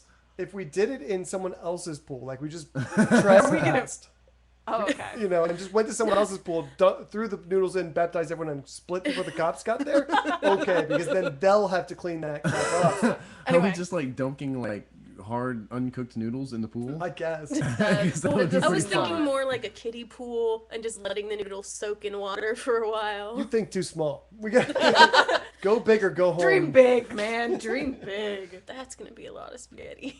The last thing that I wanted to just point out about the story is that while the congregation did not change their views until it affected them directly, the preacher's son came out because he changed his views on homosexuality and told his son. So they were sitting in a car one day and the Macklemore song came on and the father told his son, "Who is that? Because I really like this song." And he's like, Aw. "Dad, do you know what this song is about?" And he's like, "Yeah, and I think I've just kind of changed my mind about those issues." And then he said, his son's got this look on his face, he said, and then his father asked him, what's wrong? And he said, "Dad, I'm gay." Like, Aw. what a great door opener to come out to Yeah. your That was pretty Baptist awesome. preacher father. You're a bad storyteller, by the way. I know, right? Yeah. He didn't practice. Sorry. I'm just saying. No, Yeah, that's a pretty awesome little moment for them. I'm happy for him. Yeah. I'm fangirling Aw. inside. Because he's doing the aww thing. Yeah. I'm really not. What do you want to move on Let's to? Let's talk about Pluto, because that's a quick one we can talk about. Pluto might still be a planet. Yay! Yay! Fuck you, Neil deGrasse Tyson. No! We won't get over it. It was the IAU, not just No, I blame Neil deGrasse Tyson. Considering the fact that whenever he came here, he was all like, "It wasn't just me, guys," and it's like, "No, we're gonna directly blame you now." No, I sum up his reaction with his big, gigantic "get over it" slide. That's was what he told me. awesome. That's what he That told was me. great. I'm not over it. Well, they've come to find that there's a few things about Pluto that kind of make it seem like it could be more than just a rock floating around out there. Yeah. So, like a planet. Yeah, right. Well, I mean, we're gonna go with titles. Pluto was mostly frozen, though. Well, it's If way I, out yeah, there. yeah. But it's probably it's the only planet I think that we haven't sent a probe directly to I believe so. so far. Yeah. And so we've been doing a lot of science. Hold on, no Uranus jokes with the probe? None? My anus has had tons of probes. I'd like to point out though that Carl Sagan does not pronounce it Uranus for that reason. Uranus. He calls it Uranus, which is almost as bad, but it's Carl Sagan, so you can't go I don't wrong. know. The man can do no wrong. I try to say I can't do it. What? Because I grew up saying Uranus. Uranus. Oh, and- okay, that's and understandable. Uranus, I'm like, it's too late in the game to change it. It's like it's too late in the game to change Pluto from a planet to a dwarf planet. I'm sorry, it's Yeah. just too late. The time for that has passed. Anyway, so we've done a lot of science in the last decade or so that has told us a lot more about Pluto that we didn't know. It has an atmosphere. It does. That I had no idea. Yeah. Ding, ding, ding. Yeah. Planet. So, Mercury doesn't have an atmosphere, so I mean that's just kind of weird to me. But it has a methane atmosphere. There was a paper published in the journal Icarus that was studying the atmosphere, and their calculations actually came up with Pluto being bigger than we had previously thought. And in 2005, they had discovered a planetoid, a dwarf planet, probably named Eris, which they thought was bigger than Pluto, but much farther out in the solar system. And Pluto has finally reclaimed its title as the largest planetoid out beyond Neptune. The other thing is that the Hubble telescope has recently discovered that Pluto has at least 5 moons, which is a big deal. And next year is when the first NASA probe will actually get to Pluto, and we should. That's exciting. It is. That's really exciting. I That's cannot so wait. cool. I can't wait to see those pictures. I really can't. And they anticipate that they'll discover additional moons around Pluto. And so we're going to start the Change.org petition today To make Pluto a planet again. bring it back, just to piss off Neil deGrasse Tyson. I don't even care. You're just like, I just want to piss him off. I'm not really emotionally invested in the Pluto thing. I think it's funny, but if I could just get Neil deGrasse Tyson on stage in Corpus Christi to apologize for that whole thing, I'm sorry, Pluto. I take it back. Sort of also in spacey news, this one was not on the agenda. Recently, light from a huge explosion, 12 billion light years reached the Earth. 12 billion light years away, reached the Earth. That was like right close to the time of like the Yes. origin of the universe. Yes. Yeah. That is so far It's that like- has been like they have found light that has been, what was it, 13.8 billion light years away, but this is sort of the biggest one that they've found so far. I love how we're calling 2 billion years like really Not- close to Not that big a deal. But no, well, he's- I mean, in the cosmic scale. Right. It yes. totally is, but it is weird to think about 2 billion years being saying, oh man, that's no time at all. Yeah. Beginning of the universe, 2 billion years, big frickin' explosion. It like Yeah. almost happened at the same time. Yeah, essentially. I'd also like to point out, Sunday evening is the finale of Cosmos. Oh, I forgot about that. The last Yeah. one. Yeah. And if you have missed any of them, you can go to cosmosontv.com and catch them. They do have those. which is Or- awesome. Or hit up our secret source who Who has been catalogs them without commercials. in Google Drive. That's I'm not wrong, telling kids. them. I mean, what? Huh? I don't know what we're talking about. Okay, Anyway. so moving on to Utah. A high school in Wasatch County, Utah, surprised many of their students when their yearbook was published this semester. The administration had decided to Photoshop many of the pictures of girls to add clothing if their shoulders were showing. Oh my Oh, god! And you are yes. scandalous this evening. I am scandalous Susan. this evening. And for anybody who was watching in the chat room earlier, whenever the sun was still up, like watching the Ustream feed, there were comments made in the chat room. Susan, you're glowing. Now it's just It because is- you can see my shoulder. It is kind of odd that when the sun goes down, you get darker. Maybe that's indicative of something. You know what? Someone in the chat room, please pull a Utah school system. Oh, and Photoshop my sweater back onto my shoulder. That would be You know amazing. what? It's hot in here. I'm already sweating. It's amazing. Make it a fun sweater. With dildos on it or something. I don't know. Or a burqa. A sweater or a moaner. A Simpsons burqa. A Simpsons burqa. That's what we need. Simpsons burqa? Yes. A burqa with like little Bart Simpsons all over it. Why don't they have like fun burqas like that? Why are they It's all a good idea. Like scrubs, like how they do scrubs Yeah, and all yeah, those yeah. different patterns. or pajamas?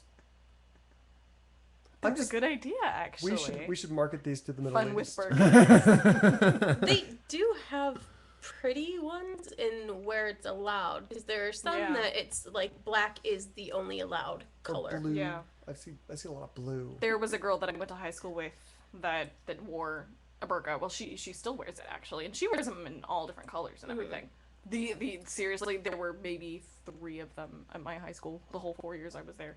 It's like the LGBT rainbow burqa thing. Is that what? I guess so. Do they have like a lucky burqa? Like lucky I underwear. don't Yeah, know. it's something. And like, is there one? I mean, are they superstitious like that? I don't know. Humans This are has super. been such a tangent. I love it. All right, so let's go back to To you, this. let's go back to Utah So if we have to. right, so they photoshopped clothing onto these girls' pictures because oh my goodness, their shoulders were showing or too much chest, and not even the one girl where they added like Yeah. a thing. There wasn't even any cleavage. No, it was none. just a lot of upper chest, which Body is shaming. really, really crazy. And what's even better is in this same yearbook, they do have pictures of guys with their shirts off too.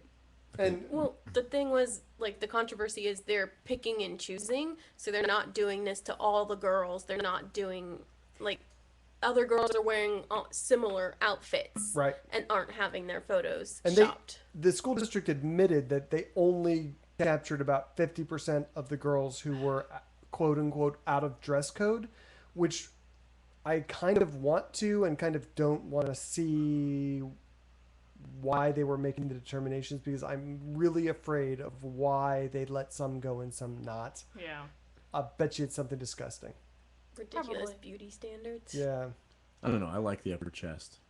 I'm a big fan as Super well. sexy. It's so hot. Just Super that nice sexy. bony sternum. No, no. You are just totally enjoying all of this right now.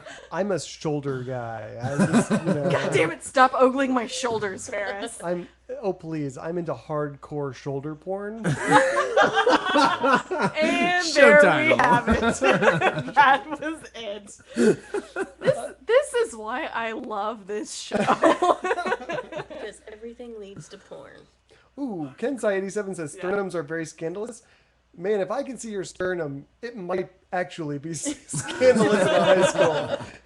I mean, you might be like, I wouldn't be allowed to wear this. well, I don't think I can quite see your Really? sternum. I could probably get away You with couldn't that wear that my in high school? No, No. not at the Not no. at this one anyway. Well, not this Or one. not at the high school I went to either. Really? And I went to high school here in town in CCISD, and we could not have shoulders showing. We couldn't. I don't know if girls were actually allowed to wear shorts at all. And this is kind of where I want to go with this conversation. I know, right? Did she just say they're not allowed to wear shirts? I heard shorts. Shorts. Which was essentially Although, if that were my high school, I would have gone a lot more. You're a female. You cannot wear a shirt. So But I mean, the usual reasoning behind this is that it's a distraction. Yeah. And all I'm saying is that if the boys in your school are distracted by shoulders, it's not a dress code problem. You have a problem with the boys in your school, and you need to do something to address that problem. Yeah. Shoulders should not cause disruption. Everybody's got them. Well, not everybody. Everybody. I guess they're What about like human torsos? They No. still have shoulders. Okay. I'll All concede three the of point. us. All I'll three of us concede at the point. same time. They still have shoulders. I guess I never realized I went to an extremely liberal high school. Yeah. I Like, didn't. because we could wear spaghetti straps, we could wear shorts. There was no finger length rule. Yeah, half the girls in the high school I went to looked like complete and total prostitutes. No, we Like, weren't allowed to. And But there also was we're in never a big deal about it. But since we're in South Texas, I mean, I think it's probably since it is, a little more conservative than other Nevada. states. Yeah, than Nevada, than, whatever. But we weren't allowed to do any of that. And even they started having like an actual dress code my senior year, the 0405 year. And they were all like, yeah, no, now you have to wear polo shirts or high school t-shirts and stuff like that. Funnily enough, they did not impose a strict dress code on students, but sophomore year, they imposed a dress code on teachers. nice. That's weird. Interesting. Because Why? they started dressing too lax, like jeans and t-shirts, and so they're like, no, it needs to have a collar, where it needs to be business casual. It can't just be. Okay, Yeah. Kensai87 in the chat room says armpit fetishes are pretty weird. That's one I've not even heard of. What is an armpit fetish? I don't know. You get off to somebody's armpits? Like What? in their armpit? No, Like, maybe. Well, maybe it could could be get like to a that foot level. fetish. Yeah. It could be like a foot fetish, where you get off to like the sight of the feet and what is considered a pretty foot, and then you can get off on feet. Why are you giving me that confused look? Right? Why am I explaining a fetish to you? Oh my Believe god. me, I know all things about the foot fetish, but the armpit fetish is I don't get it. YGO Band in the chat room says he saw a porn once with some armpit fucking. You please link that. I was gonna, Please link that, just so we can prove Jay wrong. just not in the Facebook on the Facebook page because you will get banned. So not by us, but by Facebook. Yeah.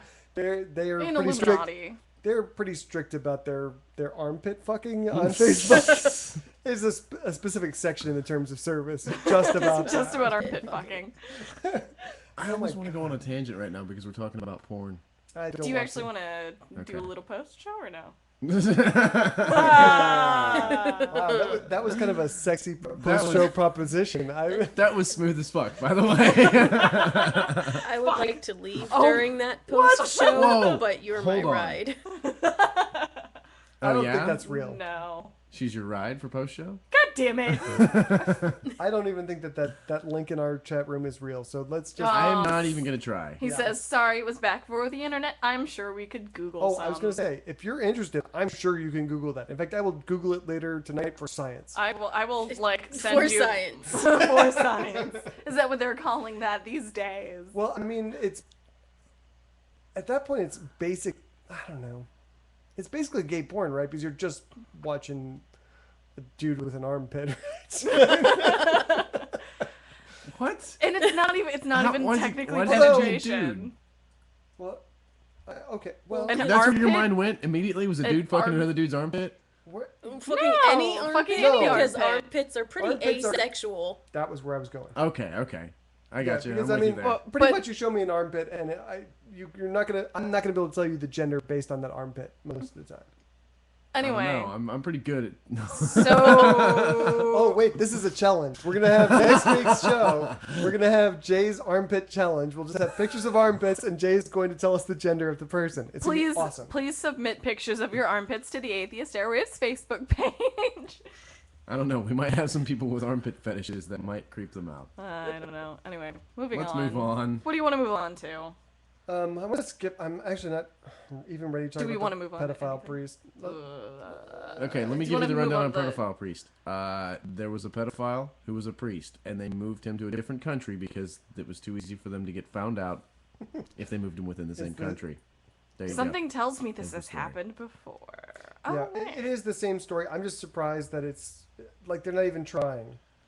Oh God! I'm just looking at the links that are going into our chat room right now. didn't blink. There's a YouPorn link in there now. I'm too afraid to look at that. Oh, post show we're gonna play at least the audio of You that. porn, red Whatever it is. Good stuff night, like Jet that. Tato. Let's go to the Virginia story. Virginia. Tamar Courtney and Morgan Strong are atheists in Franklin County, Virginia, who decided to get married. So congratulations to them. Yay. Woo! Atheist marriages are the best. No, Yeah, whatever. marriages suck in general. Yeah. Okay. Yeah. So they were referred by a county judge to two court-appointed officiants. The first one, whose name is Bud Roth, and I believe in naming names because these douchebags should be famous, told them that he would only do weddings in a church and not at the courthouse. And ultimately, this atheist couple agreed and said, okay, we'll get married in your stupid church. They confirmed the day, the time, how much they were going to pay the guy. But then Bud Roth discovered that they were atheists and told them that they didn't have the right to get married because, quote, they didn't know where God was. And I would just assume he's up Bud Roth's ass because that's where he's pulled him out of. Good one. That was a good one. I like that. I like that. Anyway, so Morgan was just in utter disbelief. So he called the guy back and recorded the conversation just so that there was no mistake possible. And he asked this public officiant who is being paid by, not paid by the county, but Appointed by. go ahead and shift your chair. Sorry. Make all the noise in the world. Okay. He was appointed by. He was the appointed judge. by the judge. He works for the county. And he said, I won't marry you because she's agnostic and you're an atheist. You don't believe in God. That is his reason. That is religious discrimination. Yep. Period. And it's just Yeah. they're wanting to do a strictly legal ceremony that religion should not have any place in at all. Well, I mean, if people want to get married in a church, feel free. Whatever, do what you want.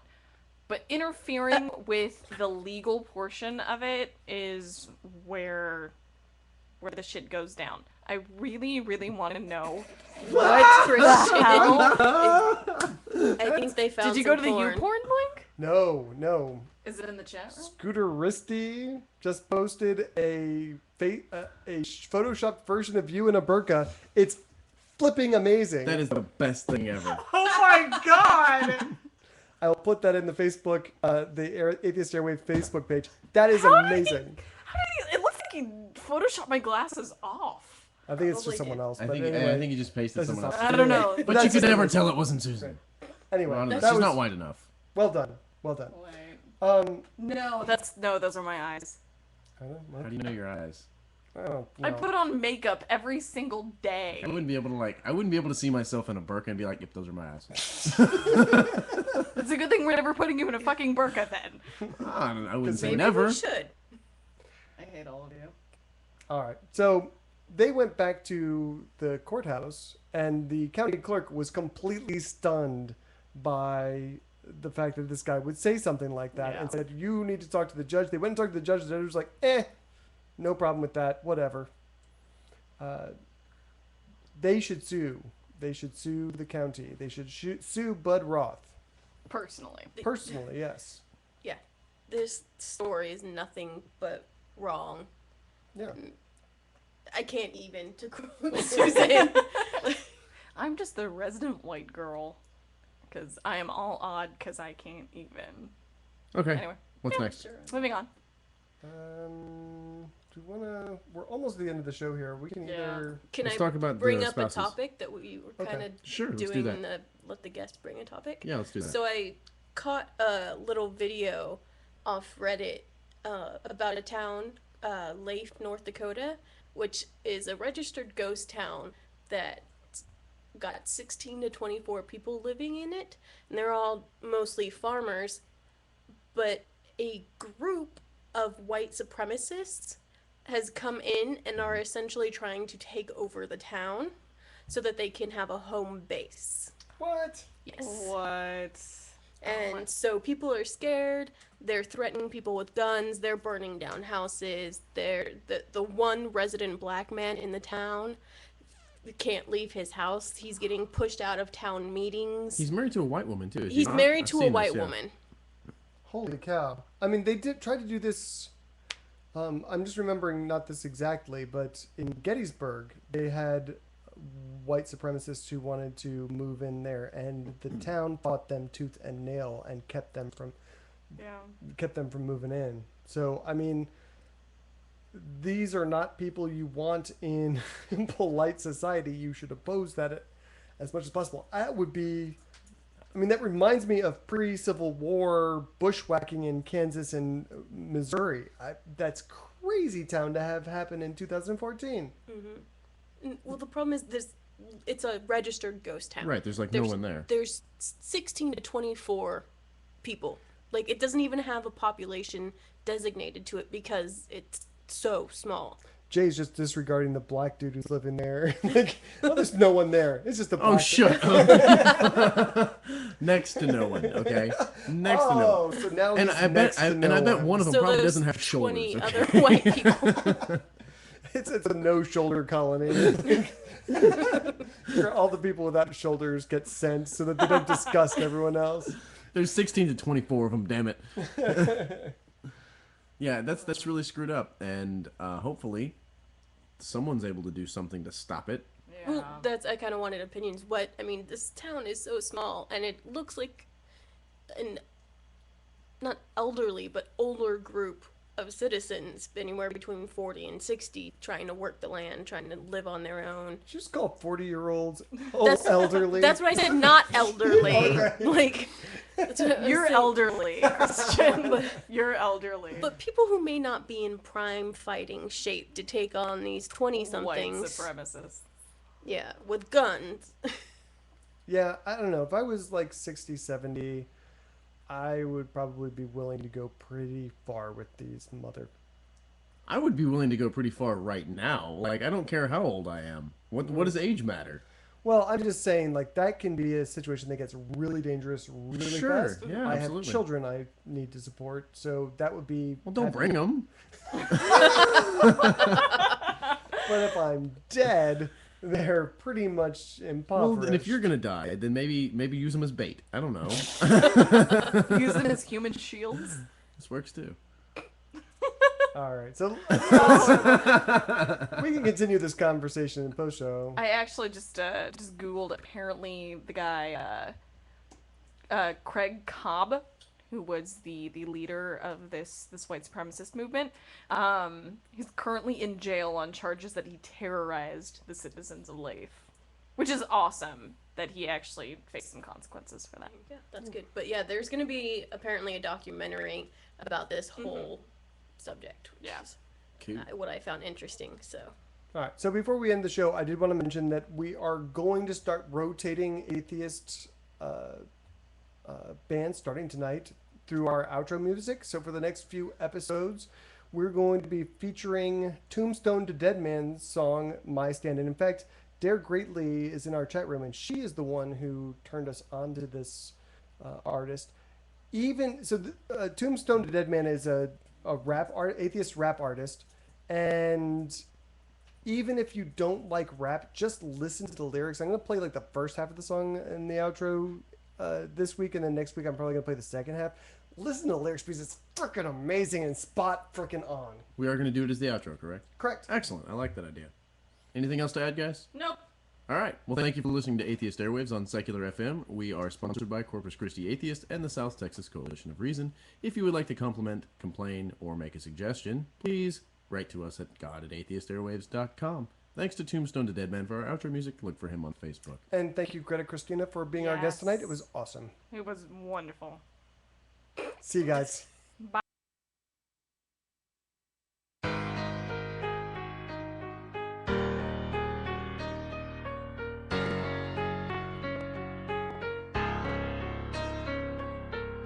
My tolerance for ignorance is non-existent. I resisted, cause faith-based claims can't go the distance. You either gonna stand up for reality or surrender to the fantasy. But either way, don't care if people mad at me. My criticism's so much bigger than religion. It's about the fact that they're lacking in total skepticism. These days it kinda seems like being skeptic is a negative. So my position is the faith's a type of mental sedative. The type of things I rap about are really not cerebral. There's just an overabundance of really stupid people who get offended when I challenge all this sacred shit. Fuss and complaining, but then abstain from debating it. They want me suppressed, so they try to say that I'm obsessed. That knee-jerk reaction whenever they hear my views expressed. Some other ones that ain't blind sit on the sidelines, too scared to offend, but then defend all of those dumb lies. You really think these things see you in a different light because you're the type that's passive, you're favorable inside this sight? You really think they think that you and I are not alike, and that they don't imagine you burning hot in the afterlife? To them, it's just a sacrilegious blasphemy, a tragedy, a heathen who doesn't respect his holy majesty. My contention, you're respected on condition that you never contradict them or speak against their convictions. So this is where I'm making my stand, and now regardless who don't like it or how they get mad, see why the rest of y'all capitulate and go with the plan. I'll be beating on this wall until I'm breaking my hand. So listen while I state official policy. No matter how I'm threatened with hell, they never silence me. I know that you don't see this as imperative, but I refuse to lose and let the stupid frame the narrative.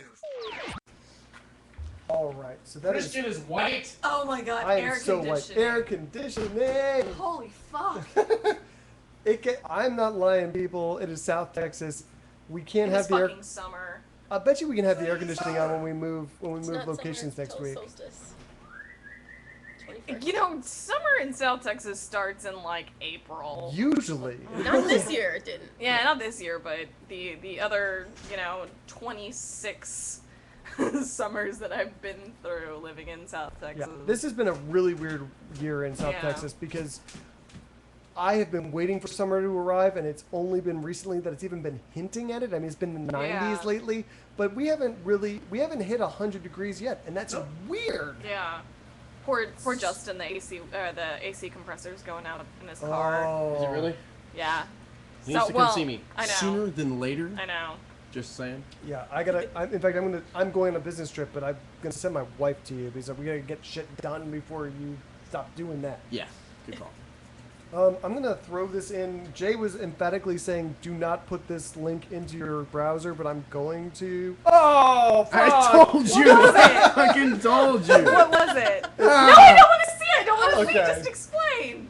It's armpit sex. Great, I wanna see. Oh, okay. It's not Scooteristy, that. Scooteristy, those are totally not my eyes. That's weird. It's fucking. And from behind. It's gross. Yeah. That's weird. It is gross. So there's looks now a more picture like of me in a burqa. Boob sex. Well, no, but it's through Through the the- armpit onto the boob, which is Weird. probably. I don't guess know, that's a good way better of telling than- whether the armpit is male or female. Yeah, there you go. What's this?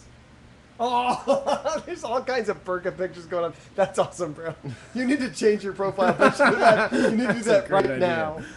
I'm gonna change my profile picture to this armpit sex. That was not cool, Reb. We are. Oh, I should have said this in the frickin' show. So, for those of you who are still with us, we are moving days. We are no longer going to be on Thursdays. We are going back to Tuesdays, starting on Tuesday, pending the success or failure of a sound check in the new location this weekend. So, look for us on Tuesday. Though I will not be here. You will not be here. This'll It's be gonna fun. be. It's gonna be me and Jay handling it. Yeah, it'll be 38 It'll be episodes. awesome. 38 episodes. I've never missed one, and it'll be the first time. I'm like really kind of looking forward to listening to the show from the other side of the screen. I'm super not excited about this at all. But So what do we want to talk about that's not There's. burqa porn? Burqas or porn. I've never actually really. pulled up the photos of me on Facebook. There's a really weird fucking. There's some weird shit here. What the hell is this stuff? His balls. Yeah, his balls are the somewhere hell? there on Facebook. What? Okay. Yeah. I'm just looking at the bow ties. Yeah, that this was- is really bad this is post show really radio. strange. But Yeah, this is horrible. Anyway, my bad. So, what should we talk about in post show today? anyone in the chat room got an idea for messed up things to talk about? We've already covered armpit sex, Yeah, so I don't know if we can top that. and that was during the show, and it's still early. This is weird. This is really weird. Usually we're still recording. How do you fucking upload a photo? On your Click that thing. Oh, that click okay. photo. Upload Choose a photo, file. upload photo. Ah! Jay sucks at the internet. Oh, Jay the sucks at graduation Facebook. thing. Facebook Chat is mistress bullshit. would be so annoyed with you. Chat mistress says graduation. Oh, picture? we should. Hey, chat mistress, do you want? I don't know whether you can or want to talk about that, but if you want to Skype in right now and share your rage, that would be cool. Otherwise, we can talk about it anonymously, I do really, really want to hear the chat mistress rage on this one. right? Because I was pretty ragey. I was just Yeah, like, I can't imagine. I saw Are that. you kidding me? I saw that. The program for her child's graduation, and my jaw hit the floor. Yeah. I'm still trying to scoop it up. I cannot imagine. I can't imagine being in that situation because I don't know. I would probably set fire to the school if that happened to me. And it was probably haven't done What are we on talking purpose, about? too. We need to not talk over each other. What were we talking about? Oh, you don't know. No, I don't. So this just happened today. So the chat mistress's daughter had a 6th grade graduation, which is weird. That Is it's this okay that this is public and I don't know. She'll tell We're us. post showing it's anonymous. She put it in the chat room that she wanted us to talk about it. So I'm okay, assuming cool. so. Let's talk If about it. she doesn't Skype in or tell us to Yeah, stop talking please about stop it. us well, and let us right. know. But so she has been in contact with the Americans United for Separation of Church and State, and they have sent a letter to her school where her child goes and she works.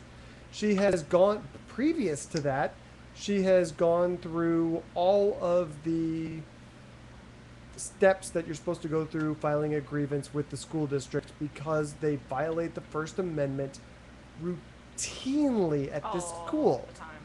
They had her daughter. Her daughter was in art class, and they had her making crosses. This past Christmas, the principal came into her classroom and led the children. It is the chat mistress. She can tell you better than I can. It's the chat mistress. How are you? Hello. You tell the story. I tell the story. Well, You tell the story. my daughter. Start from the. Give us a brief overview from the beginning till now. You know, super brief, but then tell us what happened today. Oh wait, which beginning? The very beginning?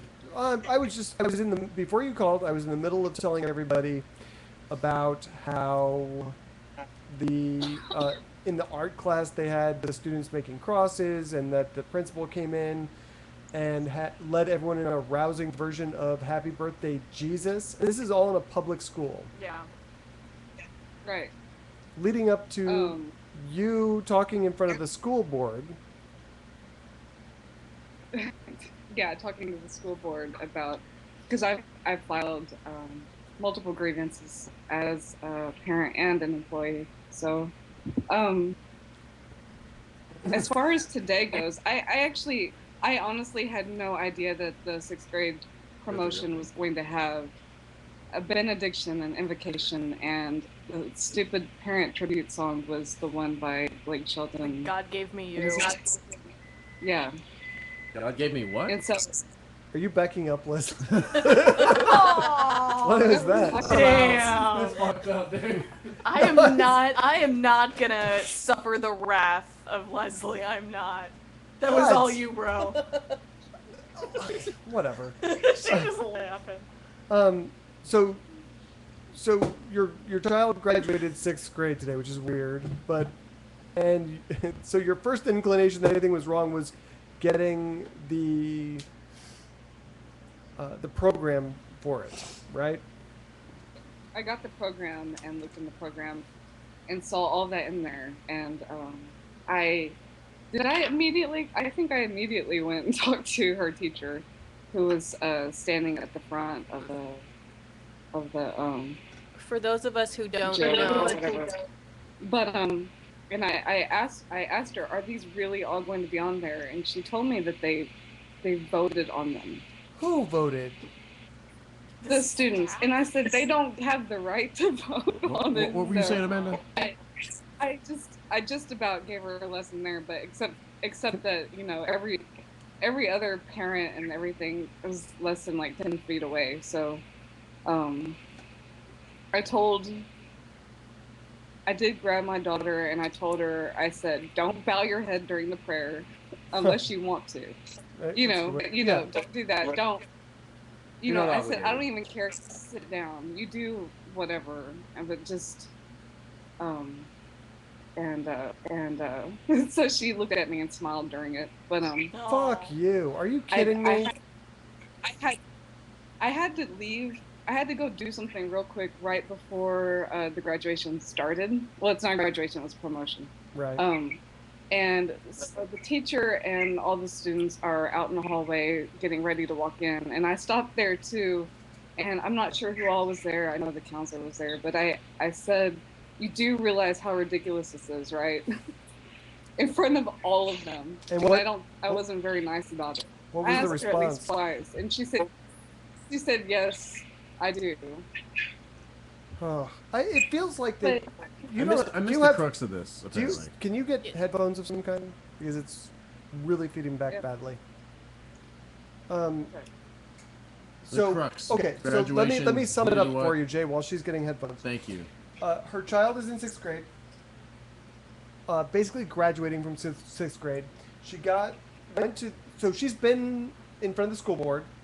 The Americans United for Separation of Church and State have sent a letter to the superintendent saying your school is in violation of the First Amendment.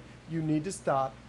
She goes to her child's graduation and gets handed a program that has an invocation, a benediction, and then a tribute to parents, which is a song that is God Gave Me You. By Blake Shelton, which is a horrible frickin' song anyway. But Okay. Welcome out of the culture. thank you. Um, I do what I can. Okay, yeah, that's so fucked up. basically, yeah. So basically, I mean, they want to get sued, right? At this point, they're just Yeah. begging for it. Cool, let's do it. And being punch him in at the that balls. being at that school board meeting was just infuriating. Like whenever she actually went in front of the school board, that was infuriating. There was a Because they're just every single person that got up was like, no, we need God in our schools and da-da-da. And it's just like, teach your kids whatever the fuck you want to, but don't do it at school. right. That's Do not that at home. Do that at church. exactly. The most messed up thing, there was a woman who got up and said that symbols are subjective. Oh my god, I know. I had to scoop all the brains back into my head when she was talking. She said, burning crosses could be, didn't necessarily mean. They just look like teas. Right. Oh, my God. And this woman had like literally a binder with like papers and sheet protectors. Like, yeah, clip art. And it was just like, Cool. I'm sorry for this. It was the most white trash thing that I've ever seen in my life. It was fucking horrible. So sue him. Yeah, I think that's the next step. Yeah. I mean, I don't know how you can avoid it at this Litigation. Yeah, Yeah. yeah. I'm sorry you're going through that, and I'm sorry, I'm sorry waiting she's to going through hear- point. I hope. I think, the part that does piss me off the most is that I did expect a lot more out of her teacher. The fact that I did not know, or that Lily did not tell me, or that all that was happening is just beyond me, because I've been there for her for all sorts of shit.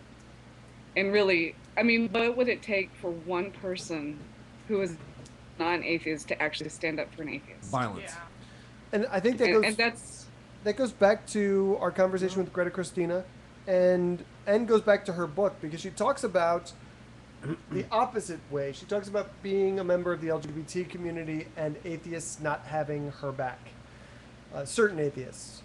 That's certainly not true of Corpus Christi atheists, but I think this is the same thing, that, especially CCA, we tend to be out there having everybody's back. I mean, I'm reminded of the time when the Democrats had their Democracy is Dead protest. I forget what that was about. And then right after that, the black community, same place, same night.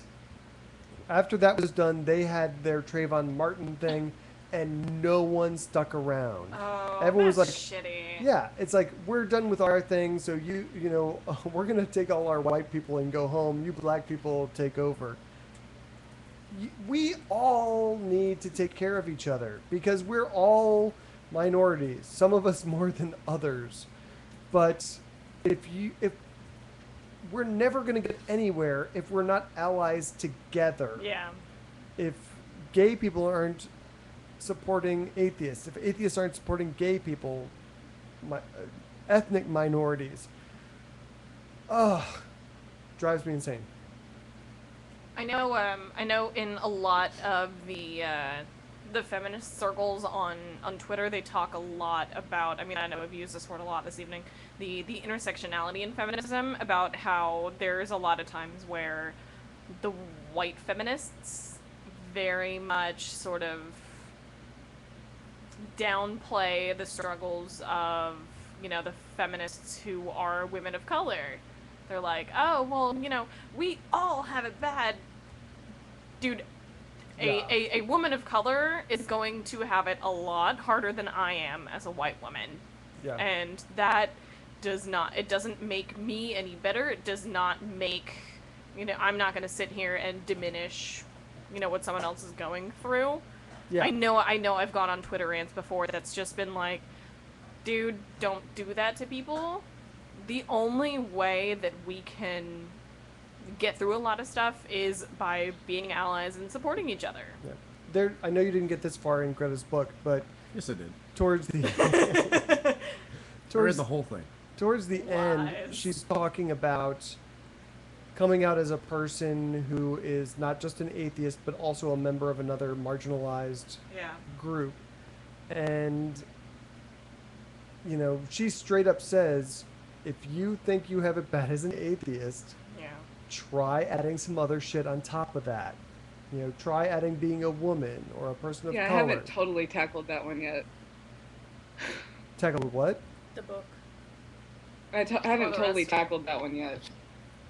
The book, you mean, or what? The other. Were you just where you? What you were just talking The about. fuck was What that? the hell? Oh, that's Josh. Yeah. What you were just talking about. Oh, Josh is here. How? He sat next to me and didn't rage with me, but you know. Well, But he did say you should have seen her face. He did say that, Yeah. and it was pretty ugly. Dude, so- I would have to really burn the place down. I fear for how I would have reacted to that kind of thing. I mean, I don't know. Honestly, I don't know how I would have reacted because internally, when I you wanted to leave. I really just wanted to grab Lily and leave. Yeah. That is something I wanted to do, but at the same time, this was something for her. yeah, So that's what I'm saying. Like internally, I feel like I had would to have. sit. I would have pulled out a Molotov cocktail and started throwing shit around and burning the place to the ground. But then I'm like thinking, okay, if my daughter's sitting there and she's sitting there with her friends, You don't want to be realistically, that parent. yeah, I don't know. That's just so rough, man. Yeah, and that's really the issue with it. I shouldn't have to make that choice. Yeah. I mean, that's why we have a constitution in this That's- country. I hate people. Why? Why? You know better. Again. Not now. No. Marcus spam. What is this? I Oh, just shared that into the Atheist Airwaves Facebook. It was on my feed, so 30 things every fair-skinned girl can 39 relate to. things. Blinding people during the beginning of their podcast. Now I just want to like read every single one of these. So what is your next step, Leslie? I mean, what do you? I mean, I know this just happened today, so you're probably still processing and trying to get your rage under control. violence. That's my suggestion. Well, That's always the answer. I had already actually emailed back and forth beforehand with the lawyer, and I was actually halfway through and emailed to him another response to him when that happened. So now I'm just waiting for a response. Punch them. So you sent that along to Atheist Because they United. did not, they did not respond to the letter from AU. Oh, The school interesting. didn't. Oh, that's perfect though. That's So fucking perfect. They're and obviously it's been just more than ignoring 30 it. days. So That's amazing. I can't imagine Yeah. that. I can't imagine that Americans United is not going to take your case and take it all the freaking way. Yeah. I fear for what might happen when it got to our Supreme Court, our current Supreme Court. So I hope that, can we all bow our heads and pray for a moment and just, please, Lord Flying Spaghetti Monster, can you kill one of the conservative justices on the Supreme Court? So President Obama can nominate a liberal. Yes. Could that be something that could happen? I'm not threatening them. I'm just praying to my deity. Maybe that would be a thing that could happen. Some days I wish I had mind powers. I wish I could make people bleed from their ears Ooh, remotely. that sounds like fun. Because, like, okay. I feel like I'm becoming Jay. I don't know how this has happened to me. Y'all have just been hanging last- around Been each in other too my much. sphere of influence. So Yeah. the I'm last that 2 influential. weeks, I have been It's very. different when you're thinking about someone specific. I'm thinking about Scalia with sitting on the bench with You know, when you're thinking uncontrollable about ear someone specific, bleeding. You can get it, but it's like Didn't we sort of like have Maybe that this same sort of conversation whenever Fred Phelps was like sick and everything, and we're all like, dude, I hope the guy dies, and someone was like, why did you hope that? Well, it's not like it's gonna do anything to him. I do not have mind powers. Yeah, I cannot sit here sadly. and think about it and make Fred Will Phelps have a it stroke. into But happening. he did, so maybe it Maybe did. we did. Oh, this is it. Atheist Airwaves. Listen to us because we fucking kill homophobic, bigoted Christians with our minds. It's amazing. I don't think that's the tagline we really want to use. That is our new It's going on the tagline. t-shirts.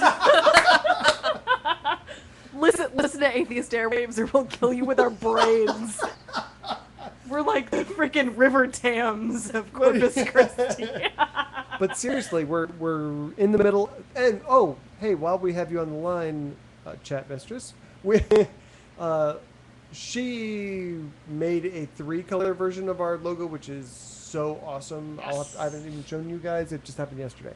But so we are making t-shirts. If anyone can, I've got like a million things that from the show that I think I can put on them. If people have an idea of what they would like to see on an Atheist Airwaves t-shirt that you would like to wear, Armpit porn.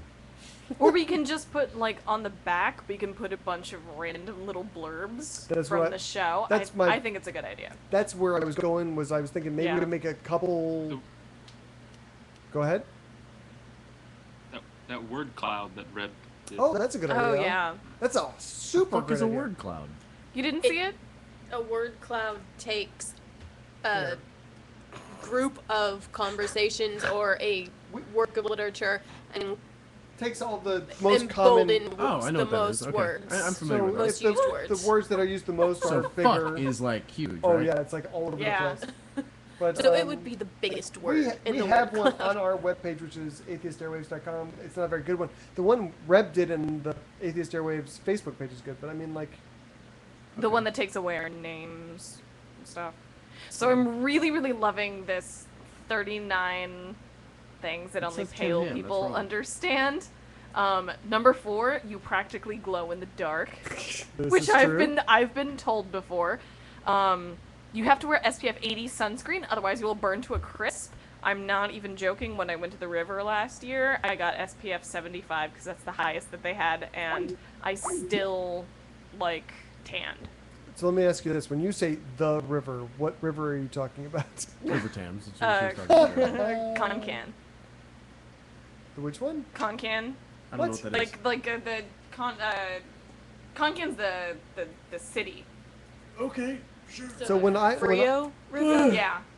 okay, Yeah, there we go. that would be like number 3 on my list, or maybe Balls. 2. Does the Frio go near Austin? I- So the first would be, I don't for me, remember. if someone in this area said the river, I It's- would say Nueces, and then I would say Rio Grande, and then Frio. For local, it would be the Frio second. Yeah. It goes up through the hill country. Yeah. Okay, yeah, that's the one I was thinking. And it's freaking glorious. Balls. Oh yeah, you were gonna try and say balls as much I as was trying to be possible. kind to our guest because I had nothing to add. Yeah. Yeah. I think sleeping was the best option. I wasn't sleeping, you fucksticks. I have video evidence. Okay, video evidence of me sleeping. How do you know I was fucking sleeping? I was doing fucking breathing exercises, You were you bitch. snoring. So I was snoring. The Fault in Our I'm Stars not fucking movie sleeping. comes out tomorrow. I'm so excited. I was not fucking sleeping. I'm sitting. Okay, whatever. Who else has got shit for us talking in the chat room? Fuck you, Christian. What? Is that what we're gonna talk about? Sure. Fucking me? Well, I think we need to get Carolyn involved. Let's Skype her in. I don't know that she wants to be involved in this one. Yeah, I don't blame her. I wouldn't want to be involved with fucking you either. Oh. No, I'm sad. That makes at least 2 of us in this room. This may be the shortest post show ever. We have nothing to talk about. How is that possible? What were we going to talk about? With my initial sexy, do you want to go to post show with that? What was that about? Porn. Oh yeah, what were you talking about, Jay? What was and why are you trolling Keith Springer? I added him as a friend. Oh, okay. Sweet. I love watching him troll STP though. It's so much fun. It is. Oh god, it's glorious. What was I talking about? At what point? When you said you wanted to say, she said something about porn. You did a. I won't talk about that. I don't remember what that was. Damn it. Oh, hey, today, Matthew Gilman, one of the listeners who posts in the Atheist Airwaves group, it's his birthday today. Happy birthday to Happy Jew. birthday. Happy birthday to Jew. Oh, every Oh, fucking gosh. week, man. It's post show. I know, but still. I'm very cynical and fucking angsty today. Sorry. I'm just tired. So where are you going to work, Jay? Or where are you That's trying to? Why are you doing this to me? Why are you doing this to me? Fuck you, you're an I asshole. don't know Go what fuck it- yourself, you son of a whore. I don't know what it was. What the fuck? I don't know. It was in the chat room. I just pulled it up. I don't know where I'm going to work. Wherever pays me the most. All right. I'm gonna be a fucking money whore for a little while so I can save some money. Can I pay you to do things? It depends on how much you're paying me. That's what a job So I love how it is. doesn't matter what it is. It just matters how much money's He involved. is, I'll he is suck willing dick to for money. compromise. I will volunteer to do things. I also need money. Wow. I feel powerful. How much money you got, buddy? I've got some money. Really? Yeah. All right. I'm just trying to think of what I let's want you guys to negotiate. do. Can I make you do things? Don't with- look at don't bring me into this at all. I am not the one who's Maybe sitting here this is going. the vagina. Maybe. You never know. You never know. It has to be voluntary on their part. All right. Consensual. Wow, What do you want me to do? I don't know. This is like a new power I didn't know I had. Come up with something. Come on. I'll set a price.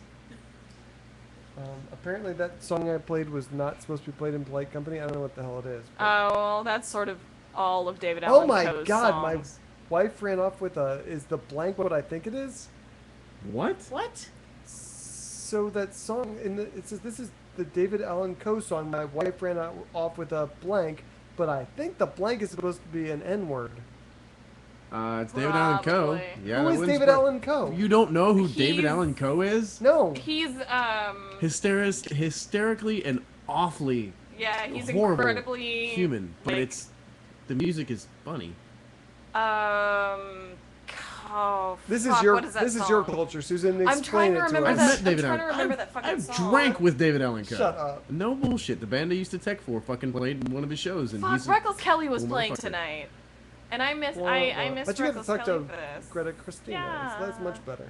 I had to text their merch guy and go, why- "Hey, I'm not coming. Sorry." So this guy is apparently a raging racist? Yeah, Is that- yeah, he is, okay. yeah. Yeah, So no, why was and he, he's why rather was he drinking with you? unapologetic Gee, I wonder. Funny guy. The guitarist is Didn't super he- proud too. He didn't try to oppress you or anything? He's actually pretty cool to hang out with. Shut up. He is. I He's don't pretty know. cool. He to was hang he out was with. like outlaw country era sort of Willie Nelson, Waylon Jennings, Merle Haggard, but the most stuff like offensive that. of them. Yeah, None of but this he was means anything to super me. offensive, like on purpose. He would say all the shit you weren't supposed to say that Yeah. all the rednecks wanted to say. and Like which all, my- which my- all like of the my wife rednecks ran are off with, saying. whatever. Yeah, which all of the rednecks are saying now and calling All themselves right. the I kind of Tea have Party. to. I kind of have to play a little bit of this song. Oh yeah, I've heard that song.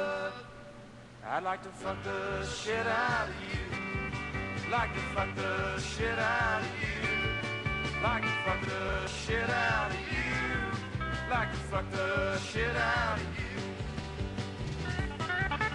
Okay, that's all I can take of that. You know who this guy is. I've drank beers with this guy. Oh, he wrote "Take This Job and Shove It." Okay, Yeah. I do know that. Okay. Fuck, you never even called me by my name, which a whole bunch Oh. of you don't have to call me darling, bitch, slut, whore, darling, son of a bitch. Okay, no, I do know that song too. That's really weird that That's that that guy guy. that guy also sings the "My Wife Ran Off with the." Super racist, yeah. Holy crap! Yeah. Welcome out of that culture, Jesus. Yeah! That's why I don't want to deal with any of that shit anymore. It's just fucking ridiculous. So going back to our show earlier and our interview with Greta Christina, which we totally should have slotted for an hour and a half I know. because I could have kept going. I think I'm gonna bow out of future interviews Really? from books because I added absolutely nothing. That's true, and actually, that's true of most of our guests. Yeah, I think if there's someone else that can provide input. I just wonder, because we have talked offline about how to make our show better, and one of the things that you said was maybe if I can't see everybody, that make certain things better. I wonder if that's not worse for you because you have no problem talking about all kinds of random nonsense with people. If you go into the what the fuck, I just blanked on his name, Daryl Ray. We talked about a lot of shit because I had interest in the subject. Yeah. I had zero fucking interest in coming out as an atheist. Well, you're not an atheist guy.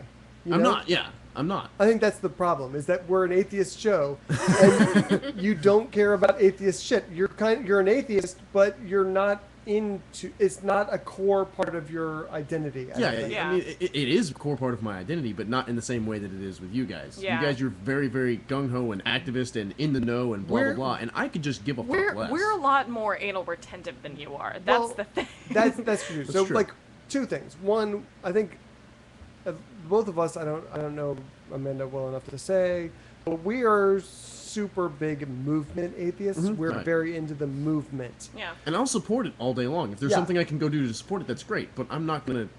Yeah. So,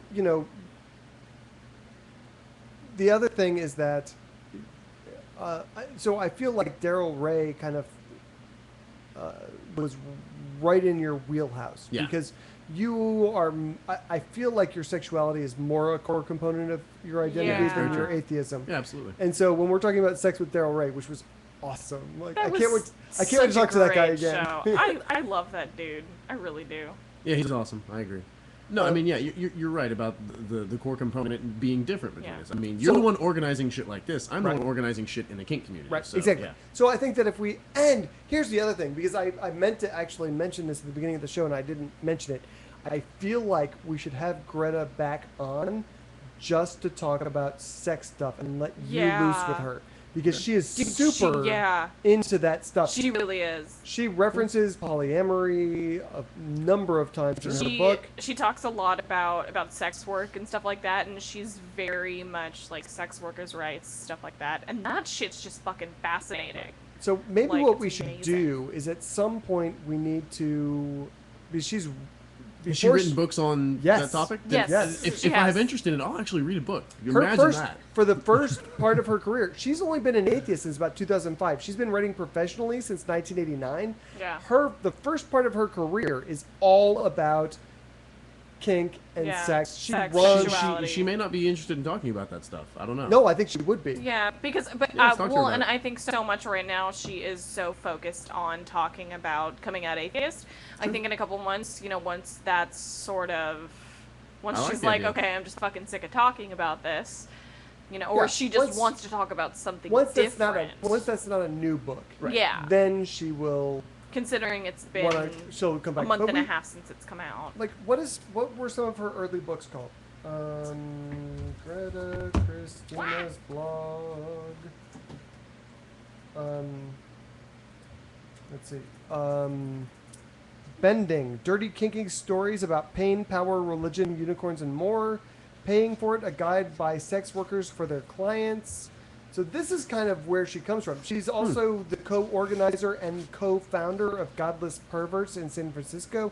So I mean, this is her. Yeah, her wheelhouse real- is your wheelhouse also. It's the kink coupled with the atheism. So I think we could have her back on Cool. for a total different thing, and you would have to drive it because it's totally not me.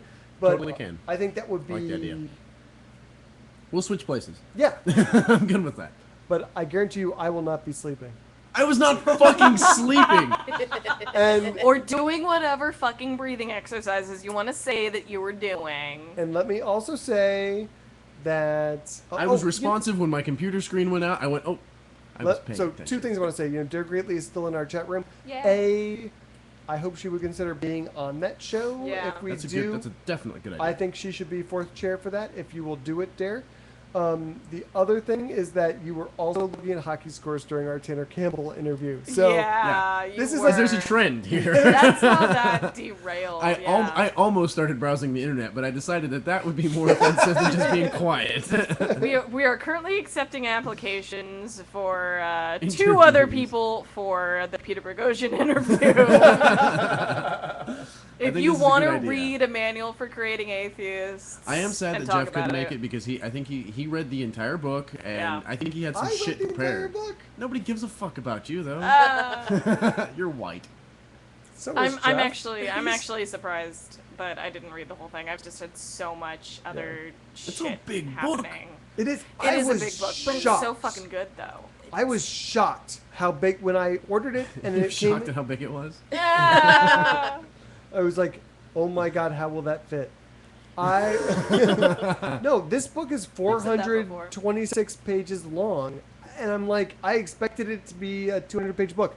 She spent a lot of time on this book. Yeah. It's She insanity. was super thorough. She talked to a bunch of different people. I really hope she follows up with Snowball, the one person who said that they regretted coming out. What was Who- the story about that? I just, The way that it was that it was after their first year of college, I believe, and they tried to come out to their parents, and it was a giant Didn't go. failure. Yeah, it did not go well. And they said that they were still going to church. They were still participating in youth group. They started doing sound at church. So they were still being forced to participate in all that stuff, even though they told their parents, I don't believe in this. I don't want to do this anymore. oh, Yeah. that sucks. Yeah, it's shitty. Yep. That's true. It is shitty. Yeah. I mean, and I This is said, proof that I'm a fucking nice person. What the fuck is that look about? Anyway, Dare Greatly in the chat room is getting a little excited. obviously. That's awesome. I like how the conversation just Have the completely goes computer. whenever So I, Lady Ferris leaves. Yeah. I was, my girlfriend was watching a documentary the other day. That I had no, I don't watch TV and I mean, I used to watch some documentaries, but this one caught my eye. It was called Unhung Hero. Oh, Have you seen that? yeah. Is that the porn one? No, it's not No. about porn. It's about a guy with a little dick. It's on And- Netflix. I And might have to watch that later. it's actually, it was really fucking interesting. Yeah. Huh. Like, it was all because apparently he proposed to his fiance or his girlfriend at like some stadium football, basketball, sports ball game, whatever, and she denied him, and Ooh. she denied him because his dick was too small.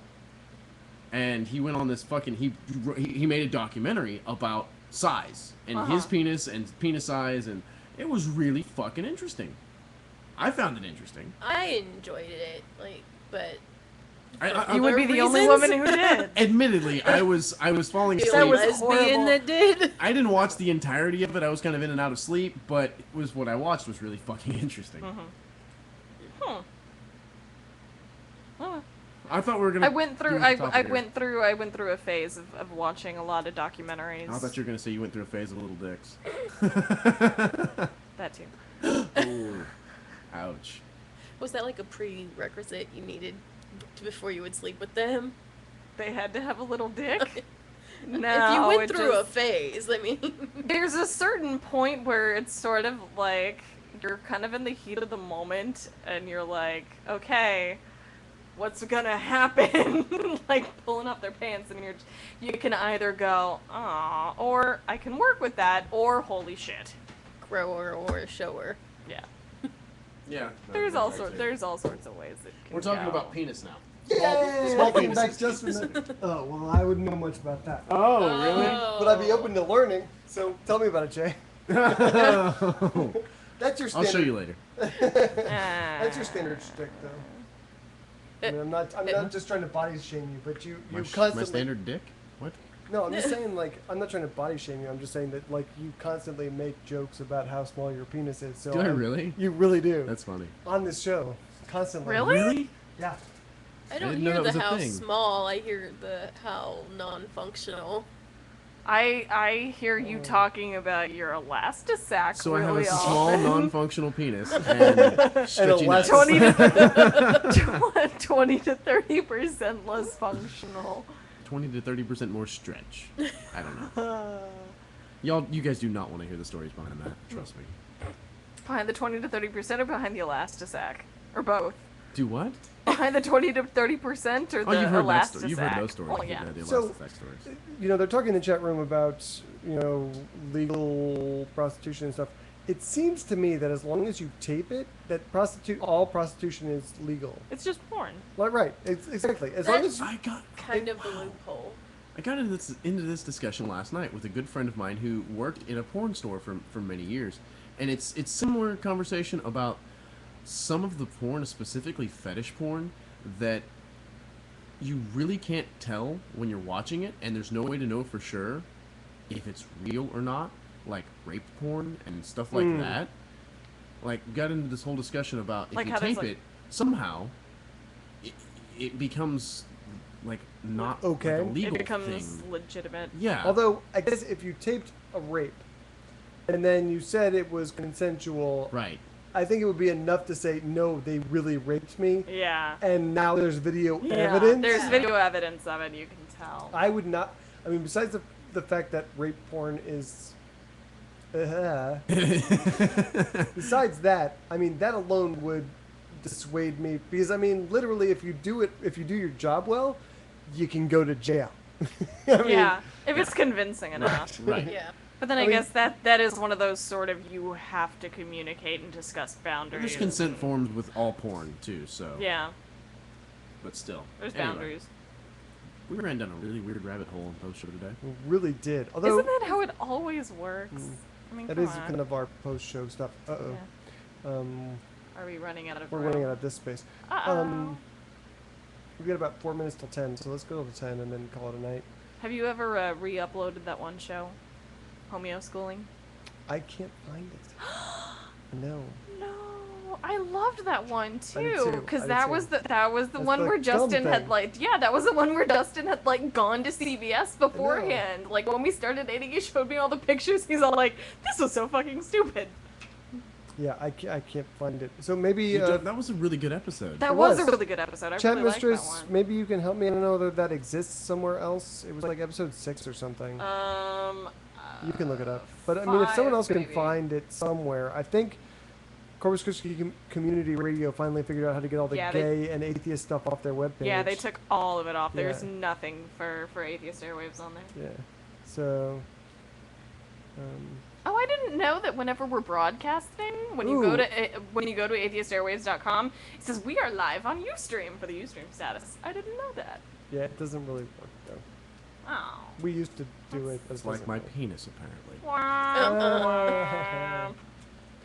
So we should get in touch with Greta and ask her if in a couple months she would be willing to come back on. It's episode 3 Episode 3? Wow. Yeah. That was early. Mm-hmm. because it plays episode 4 in its place, I think, Okay. and it's like that was not the voice I Art- was expecting to hear. Arthur in Arthur the says he might have a copy chat of it. room says he might have a copy of it. If Please, you if you do, do, please. upload it somewhere so we can grab it Like and Google we can Drive. fix it. Because I Grab love it that and fix episode. it? Story of my life. We're still talking about my penis? No. Okay. What the fuck is this weird look that Christian has? I'm trying to look through the chat room. I have a Dare really. said yes to fourth chair. Oh, did she? Emphatically. Awesome. Okay, Sweet. good. I was going No, to say. you need to go look at it. Was it that emphatic? It was that emphatic. Oh yeah. Whoa! That is emphatic. That is emphatic. Wow. Okay. Well, I mean, no one's standing in her way. She do not even try and take her spot on the fourth chair for that show. She will beat you for it or something. I'm less scared of Only if it's clicking it. consensual. I'm less scared about. Oh, okay. What the fuck? Are you? They're greatly just that posted YouTube? that YouTube link, and it's full decriminalization versus legalization, or my cat is super cute. I think I've watched that one. I have not. I am pretty sure I watched that one because I think it's just like the video is just The cat? whoever it is reading it, and it's just focused on the cat the whole time. So hello everyone, it's Yes. and this video is a reply. It sounds like Amanda Stevens. I was like really just high. Really? thinking the same thing. I was. Shut up! It I don't does think it not. does. It does. Anyone No. else think that sounds like Amanda Stevens? No, No. this is too lilting. No, to that be- sounds like high Amanda Stevens. That sounds like Super sexy sedated. voice. Yeah. Amanda Because Stevens. this is what I love about Amanda when she's on the show is like, she is so clear. Her voice is so distinct. It's not this. It's, I'm Amanda fucking Stevens. I'm bullshit. No, that sounds like Amanda Stevens. No, yeah. I But don't that think is so. a really, really good video to watch. And it's not just because I like looking at the cat. Shut up. Don't even say it. I love it, a long pregnant pause while everyone just goes, oh. I fucking hate all of you. And I think God damn it. all of us had to come back for No, I fucking hate all of you. Go fuck yourself. yeah, no You're comeback is walking needed. home, asshole. Like, seriously, post show. I So know the if way. if there's a big pause, you know that what everyone was thinking was awful. Because we can say it in post show. I fucking hate all of you. But you love the kitty, so it's okay. All right, let's There's wrap 6 this in up. our house now. Well, technically 9. I Is that a guess, Bravo? technically. Oh. I'm like, what? Are you hiding cats? No. My roommate is a cat hoarder. No. I only have 2. Mom has 3. You have 1. There's 6 cats in our house. I will never come near your home. And an oats. Yeah, and a dog. It's a cat Poor- too. Poor. He's not. I'm It is- bored. it's a Let's go cat. home. Yeah, let's go. Bye. Bye. Just another reminder that we will be on the air on Tuesday. Well, I say we. They will be on the air on Tuesday at 7:30 Central. So I'm a little scared. please come see what that's like. I'll be in the chat room. I'm going to be in the chat room with you degenerates. So that'll be awesome. Also, we are going to be talking to Peter Boghossian. July 8th. July 8th, Tuesday. And by we, they mean they. Jay will sit there and fall asleep, but the rest of us will talk to Fuck Peter you! Boghossian. I have I'll make like a photographs. Cliff's Notes. You cannot photograph someone with their eyes closed and say they're asleep. I, That's just what he did. I did say that, Okay. so You I cannot. can. You have zero proof. I have not zero Anyway. proof. There's zero concrete evidence. No, no, no. So... There's no evidence. There is evidence. No, you cannot There's prove just that I was not- sleeping because I wasn't fucking sleeping. Can I go home now? No, No, we're because, having this argument. God damn it, I fucking hate you. Anyway. There is evidence. Is it conclusive? No, but there's evidence. Well, I have personal, first-hand testimony. Anecdotal evidence. I'm unconvinced. I have photographic evidence that you were asleep, and I choose to believe it. Did you see my computer go to sleep I don't. for like half a fucking second? If I was don't asleep, recall. that motherfucker would have been black. I don't recall. If I was asleep, that motherfucker would have been black. You know what's really That's sad? exactly what he You know what's really said. sad before we go? What? Next week, hopefully, Allah willing, we'll be in a new location, and we probably won't have the radiant, glowing Susan Oh, darn. in the first hour of the show. Oh, darn. I have a spotlight. If you really want Did you bring it? Because I think that should be a thing about our show. That all is depends on if Reb wants that set up in his house. If he doesn't want it set up, you have to run that by him. Reb will be. He can. Don't be, go for it, Reb. He Please. can be convinced. He can be Please. convinced.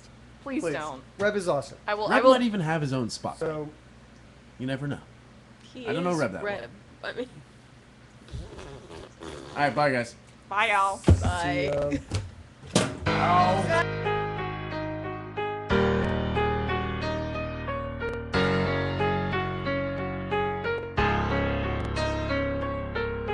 My tolerance for ignorance is non-existent. Why resist it? Cause faith-based claims can't go the distance. You either gonna stand up for reality or surrender to the fantasy. But either way, don't care if people mad at me. My criticism's so much bigger than religion. It's about the fact that they're lacking in total skepticism. These days it kinda seems like being skeptic is a negative. So my position is that faith's a type of mental sedative. The type of things I rap about are really not cerebral. There's just an overabundance of really stupid people who get offended when I challenge all that sacred shit. Fuss and complaining, but then abstain from debating it. They want me suppressed, so they try to say that I'm obsessed. That knee-jerk reaction whenever they hear my views expressed. Some other ones that ain't blind sit on the sidelines, too scared to offend, but then defend all those dumb lies. You really think these theists see you in a different light because you're the type that's passive, you're favorable inside their sight? You really think they think that you and I are not alike, and that they don't imagine you burning hot in the afterlife? To them you're just a sacrilegious blasphemy, a tragedy, a heathen who doesn't respect his holy majesty. My contention, you're respected on condition that you never contradict them or speak against their convictions. So this is where I'm making my stand, and now regardless who don't like it or how they get mad, see why the rest of y'all capitulate and go with the plan. I'll be beating on this wall until I'm breaking my hand. So listen while I state official policy. No matter how I'm threatened with hell, they never silence me. I know that you don't see this as imperative, but I refuse to lose and let the stupid frame